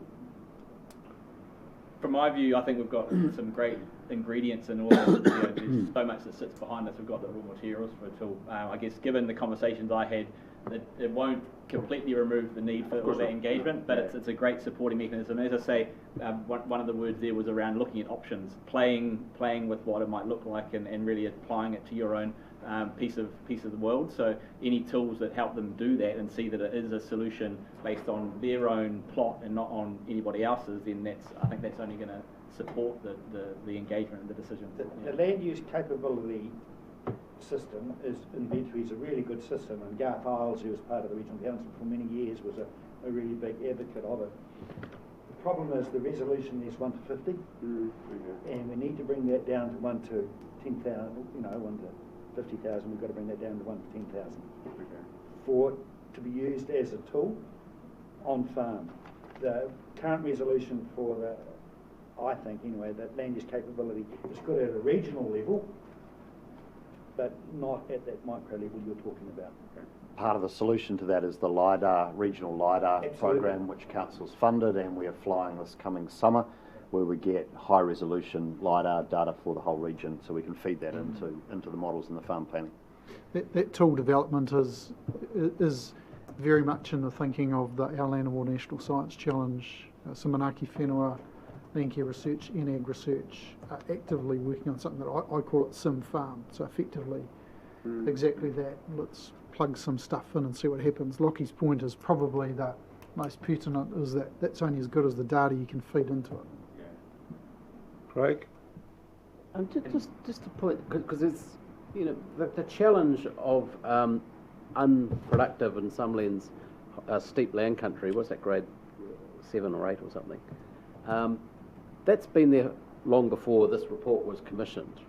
So rather than us having an army of people going around and financially advise farmers, something's failed somewhere for that information to land. So if I'm banking a farm, you know, I want to lower my risk on that farm and make them more profitable, blah, blah, blah. That's someone else's area. So do you have any comment on bridging that gap, or us introducing parties or encouraging them rather than us going through the farm gate and getting involved in the financial affairs of individual farms, which is, as tempting as it might be, people are absolutely right to not make the right decision in our eyes, because in their eyes it is. So who, where could help facilitate this better with the using the enabling information you're delivering to us? I think, and I'm sure this will be a conversation that will be had after this, is around what role we want to play within this. The thing that was very clear, having spoken to this audience, is I guess there's a gap at the moment. No one's doing it. So my banker isn't necessarily qualified to talk to me about tree planting. The other consultants and people that are coming through the farm gate don't naturally gravitate towards talking about trees. So there was an acknowledged gap. And I guess the ingredients of what they're looking for, rather than who that is specifically, is that relationship focus that is thinking about the best interests of my farm and not trying to sell me something necessarily is a great start point. At the right time, the real scientific and expertise around species and land suitability and all of those sorts of things. And then I guess that desire for a longer term engagement, as opposed to someone that arrives and disappears and you never see again. So I didn't identify through this process who should do that, but those are the core ingredients of whatever that entity looks like. So I was just going to add that in embarking in an integrated catchments approach and looking to build people boots on ground working with landowners, the very intent was at some point in time we will have people who have, Simon called them facilitators, I call them brokers, you could call them intermediaries. So our role would be the connector of the landowner to the solutions for that property. So our people would go in and broker those relationships. What's missing at the moment is somewhere to point them to where that knowledge, and that we've got it now, this knowledge alongside financial tools can be brought to the farm to say, this is what your future could look like under some forested situations. I think that's a key principle to note and leave on the table as we go further down and make other decisions as to actually there's some limitations as to what we are going to get involved with, but we fully want to encourage it. Otherwise, your 250 head count goes up. Look, it does. And so my comment about us needing an army is the region needs an army. It's not necessarily the regional council needs an army. But there's to answer your question, Councillor, there is a critical kind of piece of context here, and that is that we're shifting from this having been voluntary, probably since the 1941 Soil Conservation and River Controls Act was enacted, to a whole new world. And that's a piece of context we didn't provide at the front end of this, and that is that by law, this council has to set water quality limits in every water body certainly by 2030, and the government's currently consulting on bringing that forward to 2025.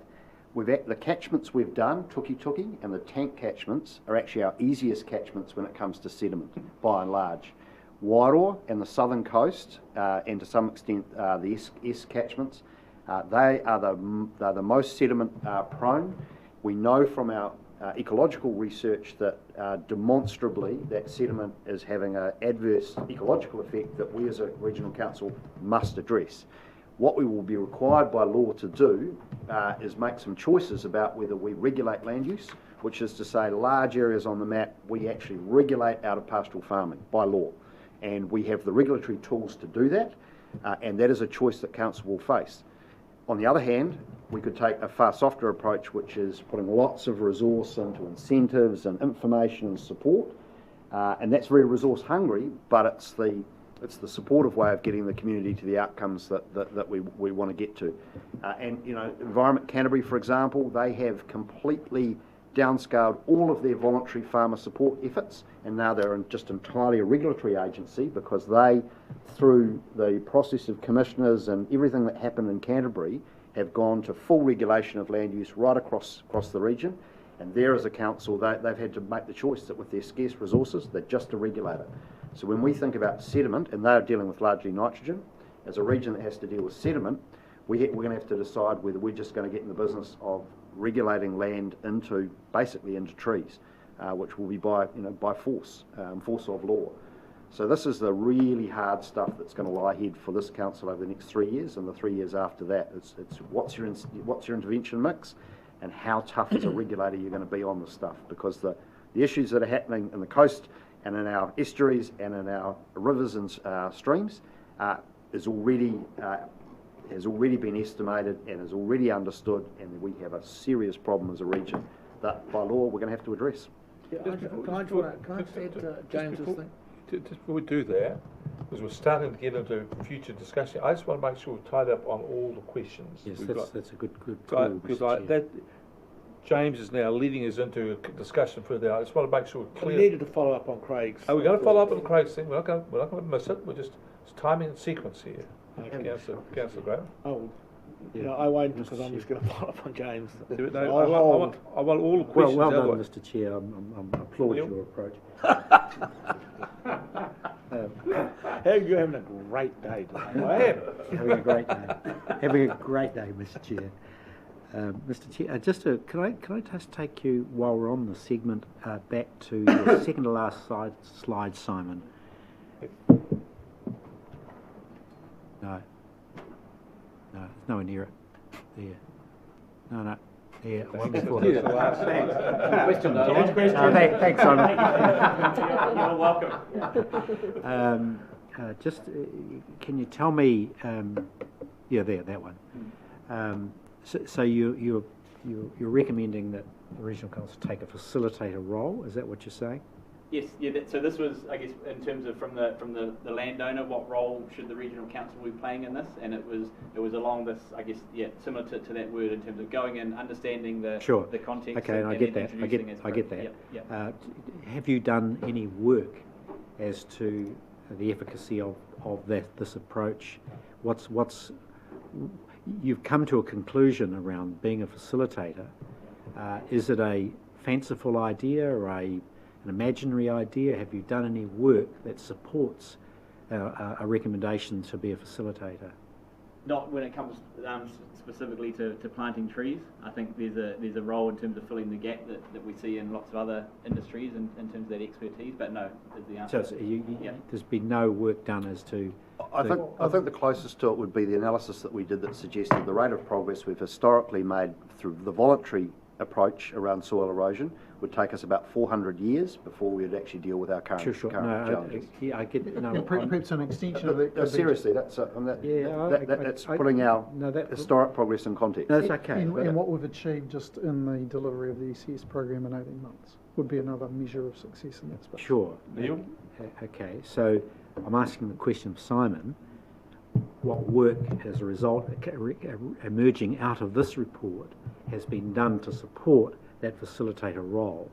And I'm going through the executive summary of the report, where a combination of investment strategies are recommended. Developing internal forestry expertise and resources. Does that equate to that? Does that mean that? Some elements of that offering. Yep. Okay. Targeted incentives. Where does that? Have you done any work on that? On extending beyond this? No. No. So that is next steps. That's the next slide set. Okay. Support and leveraging existing industry and infrastructure. So is another segment coming that demonstrates? Well, it's the discussion then with you about next steps, which will go into that greater level of analysis. Let me be clear. Yep. You've got some recommendations, Yes. and these are 3 of them. Is there a body of work that you have done that supports you making those recommendations? This is, I guess, these are the extent of it. The conversations. Okay, Yeah, thank and I think you. we'll see the next steps. There's opportunities to further evidence and prove that this can work.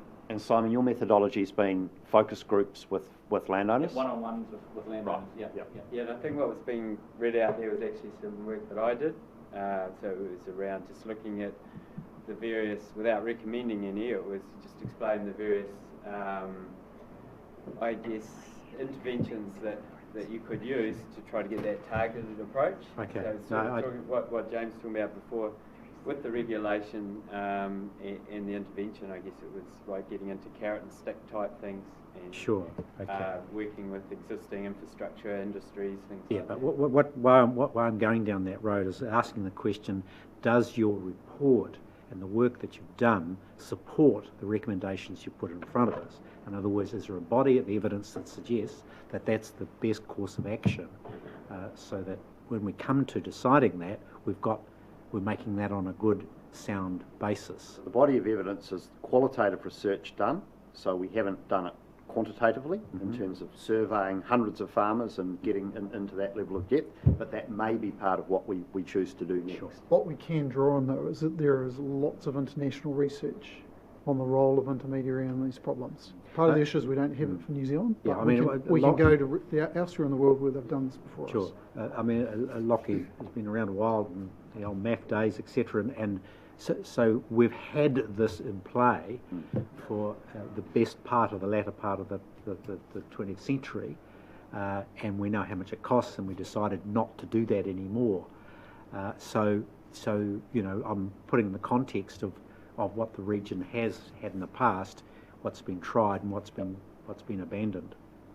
Look, I think there's two things that come out of this for me. One is that human beings are not necessarily rational, so you can have all of the spreadsheets and all the rational information, and people, not only farmers, but people in the community will make choices that are not entirely grounded in what's rational.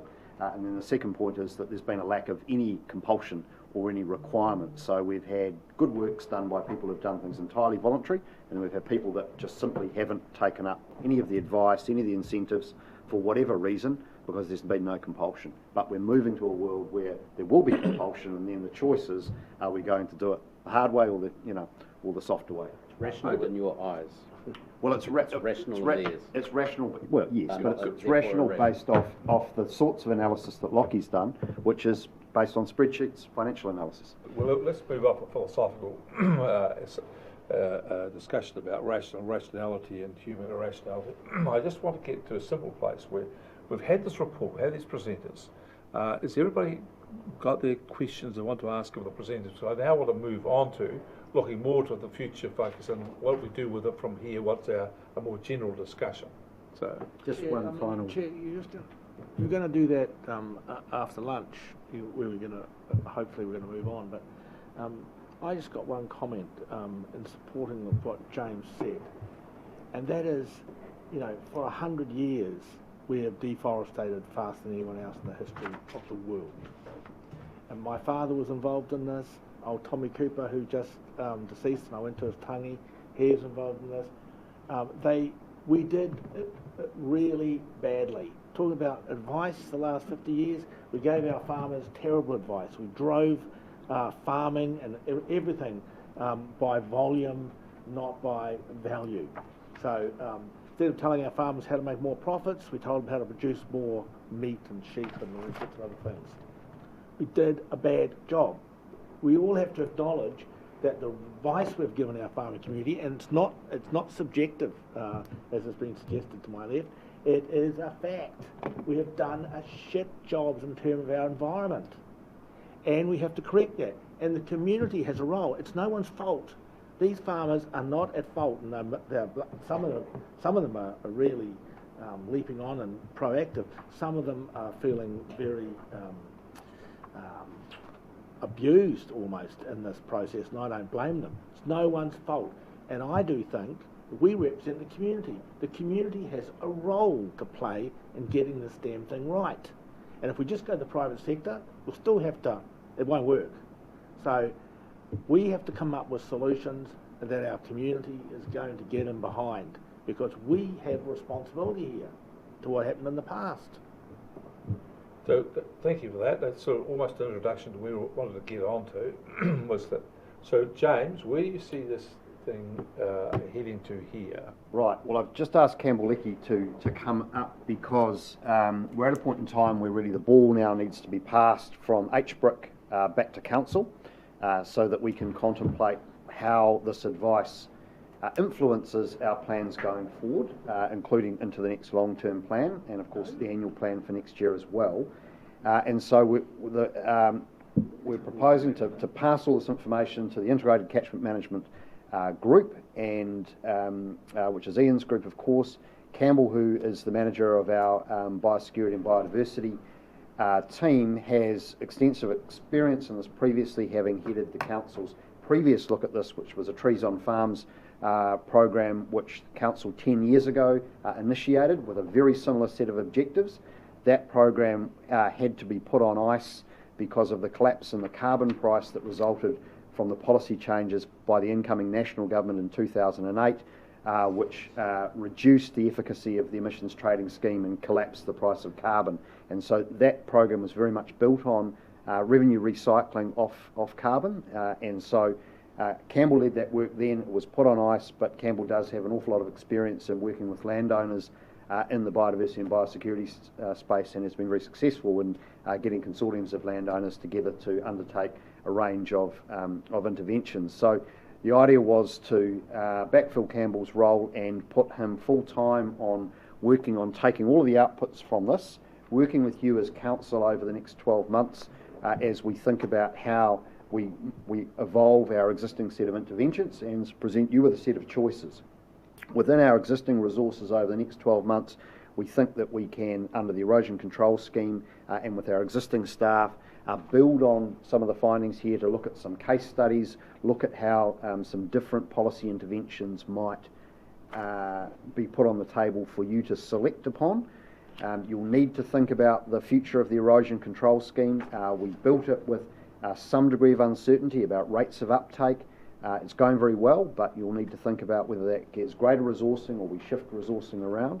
And you'll also need to think about how this meshes in with the limit setting that I was referring to before. And obviously the government's currently consulting. Will know by the middle of next year how quickly they want plan changes in place, the nature of a sediment attribute under the national policy statement, and how quickly we might need to move as a council to influence land use practice to deal with those sediment and erosion issues. And probably the carbon price profile will start to clarify as well as legislation and policy changes. There are amendments to the emissions trading scheme currently before Parliament as well.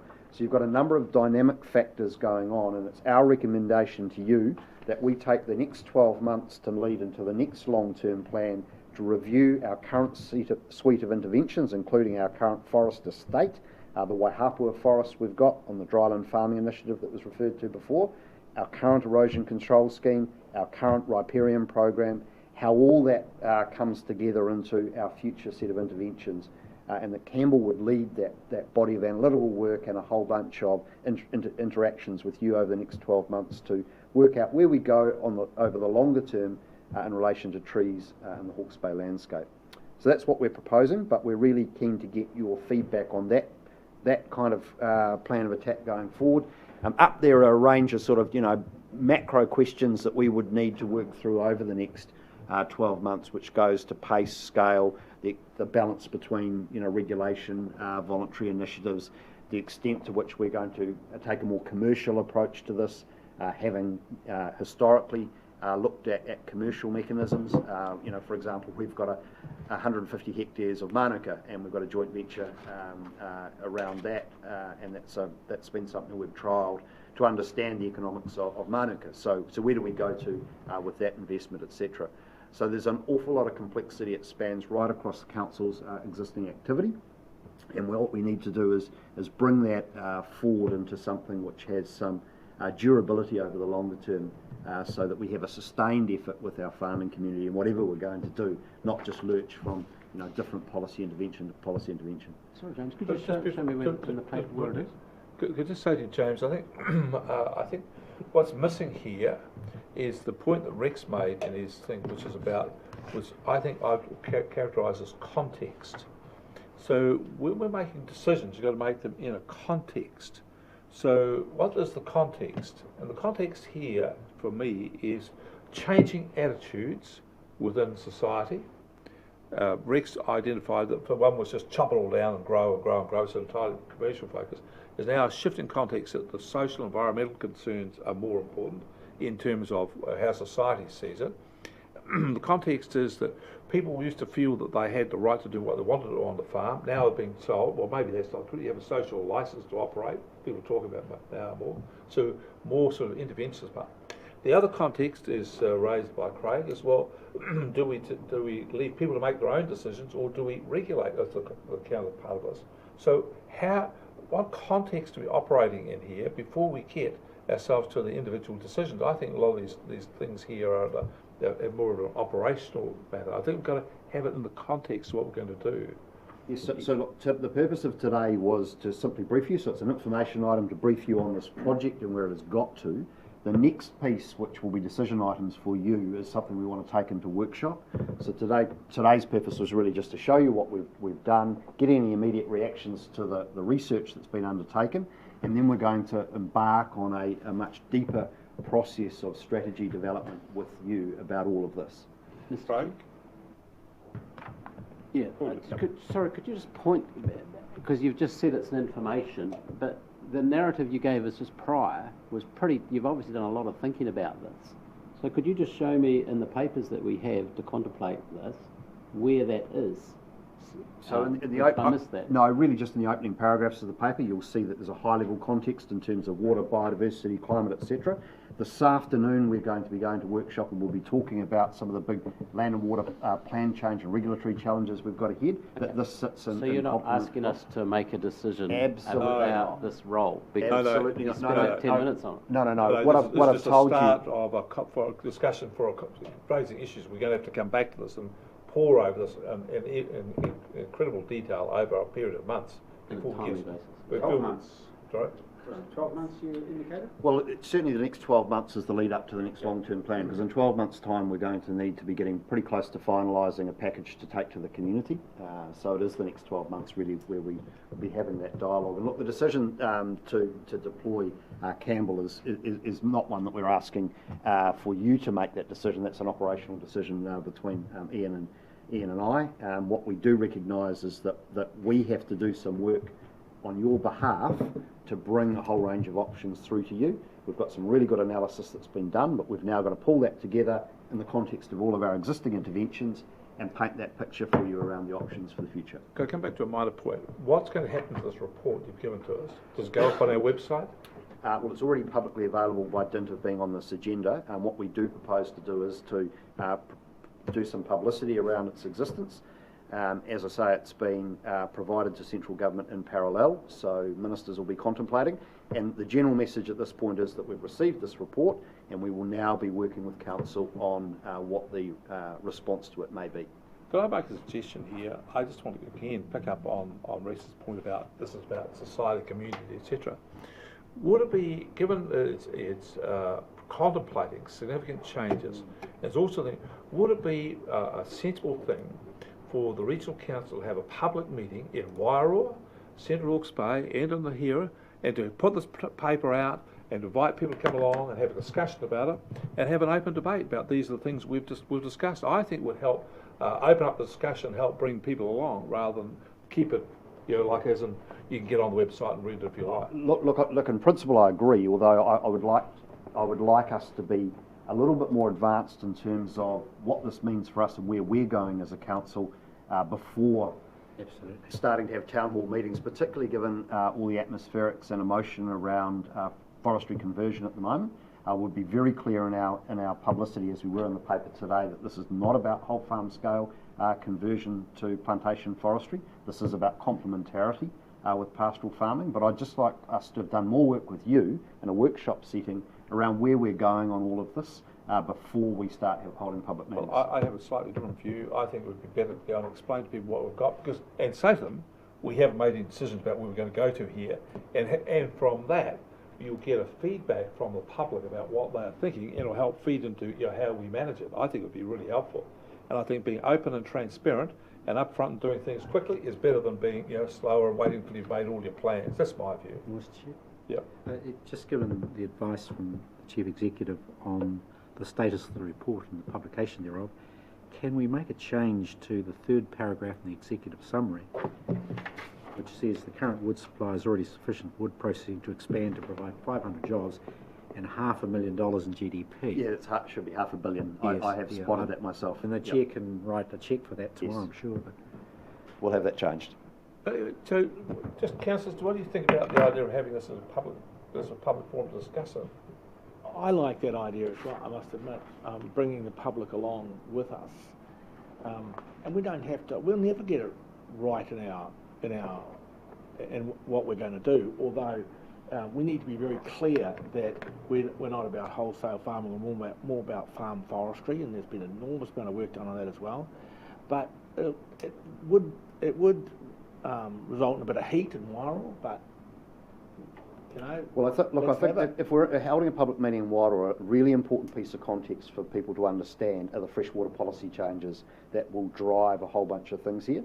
Because at the moment, the narrative in Wairoa is this is all just about the free market doing what it's doing, and there's not a regulatory context which is heavily degraded water quality. There's going to be regulation around land use. There's a whole bunch of tough stuff coming from Wairoa. Actually, this is not a kind of a forestry versus pastoral story. This is about how land use is optimised in that catchment into the future. So what I'd like to be able to do is present around some of those policy and regulatory things as well as just here's a report, because I think the context is really important. And look, in the new year I think we can do, we're obviously hard up against Christmas, but I think in the new year we can do something. It'd be fantastic. Don't think about this report. It's a fantastic report. I really enjoyed it because it was just layer upon layer of really good quality analysis. And it was really enlightening. I thought, gee, this is a great report. I think it's a fabulous report, and I think people would really appreciate it. A lot of thought, sophisticated science thinking. I think it's a great report. I'd hate it to be hidden under the table. I just think put it on the table, go to Wairoa, Central Hawke's Bay, other places. I think people would say, right. What I was trying to get to before in my bit of a dissertation was we have to, as a community, acknowledge that we haven't got it right in the past. It's true. And it was our people. It's our people haven't got it. It's not those other people, those farmers and those other. It's us. It's everyone. We all got it wrong. New Zealanders got it wrong, and I think unless we get up and say that right in the front end, we won't get it right. Well, the problem definition is still a problem because in Wairoa there is a relatively widespread belief that the sediment loadings in the river are natural and that we're fighting against nature and there's actually no point in the interventions. I've heard that extensively from people within that community. So actually just getting people to understand what is the sediment load, what is the ecological impact, all that stuff we've got to take them on a journey through. So look, I mean, I'm not disagreeing. Well, you have that lake up there, and that must just be, that new lake must be hemorrhaging sediment. So they do actually have a bit of a point up there because, what's that lake called? Well, there is. What's that lake called, the new lake up there? Mangapoiki. Lake Graham. Lake Graham, isn't it, the name? Well, they really well should. Yeah, but anyway, let's, Craig, you had your hand up. Sorry, can I just, I mean, I agree to get out there, but there's a vacuum of knowledge. It's now a public document, and there's a lot of angst from particularly the farming community about their engagement with the council at the moment. Rightly or wrongly, there is. And so can I just ask that the narrative around whatever operationally you put around this will really set the tone for how successful or whatever these next meetings might be. The meetings are a great idea, yes, but just initially, someone can grab the totally wrong end of the stick, and we'll end up having a fight about something we're not really doesn't take anybody anywhere about the words that are used, rationality. You did it wrong. You did it right. It's okay, but just tread with caution, and hopefully that'll help others to come and see and realise from some of these examples to come with us and make life easier as we may or may not do a plan change. But people watching this some may grab the wrong end of the stick, particularly with some of the explanation you used earlier about regulated land change, as opposed, we didn't talk about incentivised land change or whatever. It's all in the mix. There's no predetermined outcomes whatsoever, just some evidence and consideration we have. But Sure. urge caution. Yes, and I think the other point we need to stress is that this is an independent piece of work that's being done for us by experts. It's not been council staff that have undertaken this analysis, so this is advice to us as an organisation, and our position in response to it is yet to be determined. That's exactly right. So you have a think about that, James, about having in the new year, having a public discussion about this. Well, let's get consensus on that, because I've got It's a good idea, or completely, no, quite the opposite. Oh, all right. He doesn't Contrarian. like bar meetings. Contrarian, not that I normally do that. No, it's very unusual for you. But I'm going back to the Chief Executive's commentary that this is a long, long way away from being, if you like, public ready in that sense and going to the public with it. We need to know, for example, we've got two lines of approach here. We've got this document, which is encouraging facilitation and love and all breaking out, and recommendations, which, quite frankly, there's a bit of the last page is a bit of Mills and Boons going on there. So what I'm saying is that we're a long way from putting something reasonably, if you like, worked up before the public. The incentives, what do they look like? We've got a completely different approach suggested by the Chief Executive, which is a regulatory, quite the opposite of this. It's here we are with our big stick. So which one of these pathways are we going to go down? So we haven't even worked that through yet. We don't know what the consequences of a facilitatory role are, how big that is, how much it's going to cost, and believe me, it's a lot of money. What are the incentives? What are the targets? What other instruments can we use to get to the same point? So I'd suggest that we've got quite a body of work to do, picking from this report, before we go to the public and say, well, what do you think? Here are some approaches. Well, we have two different philosophies here. One is wait until we've worked it all out, then go with the report and what we've worked out. The other is, this is what the independent report's given us. We're thinking about it. Tell you what we're going to do, and what do you think? And then work it out. So that's the two different ways here. That's the two choices we've got here in front of us. Chair, I'd make the observation that even in the lead up to the long-term plan, we're still going to have a high degree of uncertainty about what limit setting around sediment looks like in, for example, the Wairoa catchment or the southern catchments. That's going to unfold over the next few years. Necessarily it involves engagement with landowners, with communities, with tangata whenua. It's going to involve a lot of work for the Regional Planning Committee. So we're going to have some moving targets that we'll be responding to in the next long-term plan. And so we'll be able to make some decisions about resource deployment and types of interventions for the next LTP, but we'll be at it the following LTP, etc. So it's going to be necessarily adaptive. Of course it is. No question about that. So, well, got some say, well, let's have a public discussion about it. Others say, no. What do you want to do, team? The public discussion for those interested will be generated from actually this meeting and releasing the document. So stakeholders will be very aware of it, I suppose. Wellington may comment on it when, I presume, they get the same version. So that's what I suggest again, is just why don't we just build a narrative around it, which is kind of what you've said. We do have open minds, and this may lead to public discussions or meetings at some stage, in addition to your long-term plan changes. But, let's not kid ourselves. This is a big deal. Yeah. And Big deal. it's what is it? Preparation prevents poor performance. And we need a bit of 7 ownership. Ps. Pardon? You're talking about the 7 Ps. Yeah. Prior I dropped planning, 3 then. preparation, prevents a poor performance. Here you go. I thought it was Pepsi or something. So we've got just a sort of a different way views about how we handle it. So anyway, I'll leave that part to the moment. But I think it's my inclination is that the more open we are about this, the more we invite people to discuss, the better it is. And if we go to, for example, Wairoa Central Hawke's Bay and say this is what the report is, I think the people here would be surprised of the level of sophistication, the care, and the delineation of this, and has been and also might see things there, provide them to think about it and rethink, what their views are. Just part of an ongoing iterative conversation. Might promote people to think, well, I'll look at this differently. At the moment, there's only one narrative out there, which is they all want to come and take our farm and just blanket it in pine trees. Well, that's not true. This report's public now, isn't it? Yes. but we haven't issued a media release, but we're intending on doing so. I'm currently liaising with central government about how that is done. But wait for central anyway then, otherwise you need them on your side. I don't think the timing's right. I see the value in public consultation, but we have to think about the value of what we're presenting and what we want to get out of it. And if we don't feel prepared to do that, if we think about going to Wairoa, going to Waipukuro and presenting this exactly, I don't think the timing's right for us by what I hear in the room. So maybe park it. This is obviously pretty critical also to the Council's climate change strategy. Afforestation is going to play a role in that, and we've got work to do with you in the new year around what that program of work looks like. So there's all these intersecting This is going to pieces, happen one way or another. This is going to happen.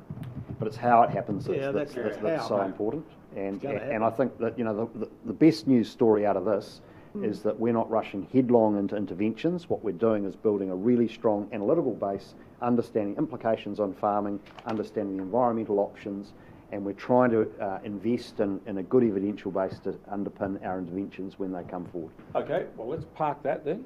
Let's move on to how do we take this conversation forward in the council? So all we wanted you to do was receive and note the report, and we will be bringing further advice to you in the new year around next steps.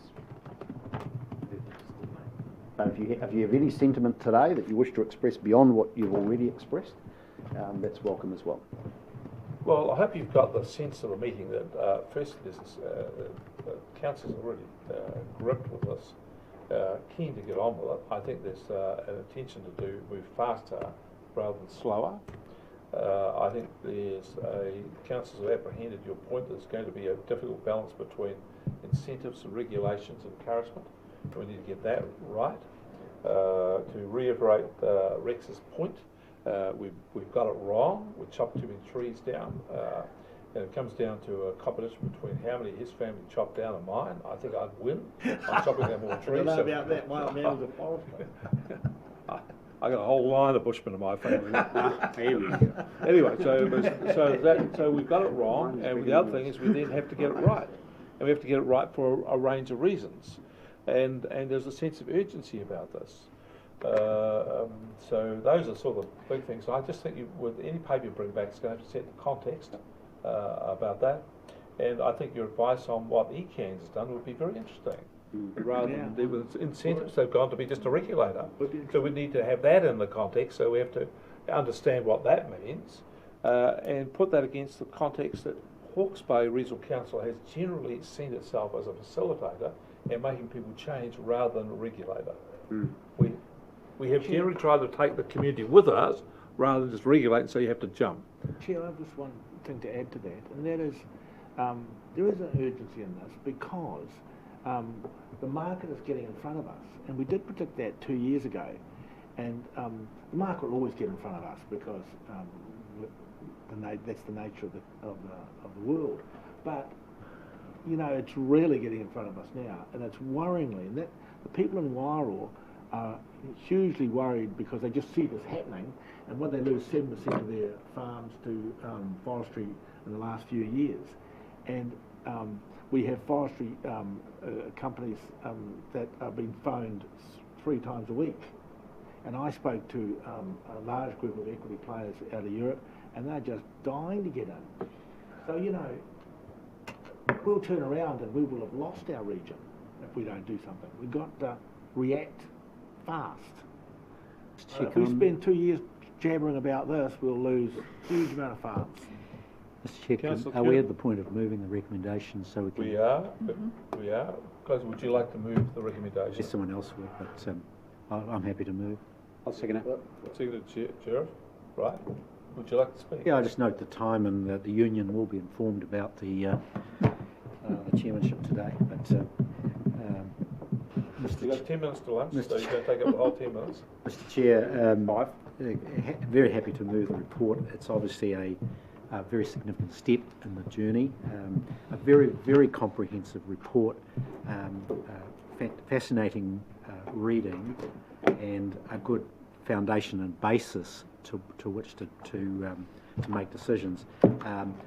I had an expectation that we would have some significant well-based recommendations to work from, but clearly that's a next step. I think the report would have benefited from a broader brief in that regard. Obviously, you've responded to the brief you've had, but developing some solutions or recommendations in that regard, I think would have enhanced the report, given that we are in fact looking to in the public arena at the moment. So that's the only comment I got there. But probably the most comprehensive piece of work in analysing our landscape for putting it all together in one place. There's nothing new per se in any particular piece of information. It's the comprehensive nature of the report which I think we can turn to as a good piece of work. That's all I've got to say, Mr. Chair. Sure. Yeah, we are in a rush, but let's not rush it. And as long as we keep that in mind. But I think in the report it actually indicated very clearly that we need to have the farming community come on board. It needs to be their idea, that they understand, have full understanding what this is about. And I think the presenters were very practical.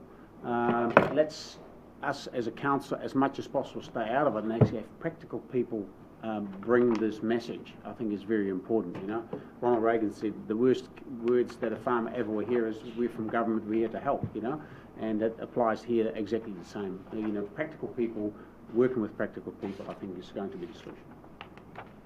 The other speakers? I'd like to say a couple of things. Firstly, I'd like to thank the presenters. I think you're particularly good. I really enjoyed it. James, Andrew, Lockie, Simon, great. It's very reassuring to have good quality people around doing stuff, and you gave us that assurance. I think the report was wonderful. I enjoyed reading it. I was really intrigued by the sort of layer upon layer upon layer of the analysis was and the dimensions it did. I thought it was very an excellent report. The only thing I felt at the end of it is, what do I do now? Where do we start? So with that, for council, we're going to have to figure out what our inclination is in this, whether to act, how much we're going to put in, how much we're going to put council prepared to invest. It's going to be in commercial investment, or it's going to be in environmental investment. How much we're going to rely on regulation, how much we're going to try and lend the community with us. There's almost every dimension of this. How much we're going to tip towards climate change, how much we're going to be towards sediment withholding, etc., etc. There's just so many dimensions to this. It's going to take us a hard time to get our heads around it all, but we're going to have to. And as for 12 months, James, I think people will be rearing to go in less than 12 months. I had, after I read the report, when is it the wrong time to plant a tree? So I just think it's a sort of attitude we want to get on with this. So thank you all. Fantastic report. Right, the motion is report be received. All those in favour say aye. Aye. Contrary no. Carried. Now we're at 10 to 1. Are we anything else we need to do on the agenda? There's only minor items, but I don't know what was in the Didn't have agenda. any. Oh, sorry. Didn't have any minor Didn't have any. I recorded no minor items. So meeting is finished. I declare the meeting closed. Chair, what time would you like to resume the workshop? 1:30? Great. Thank you. Yes, guys.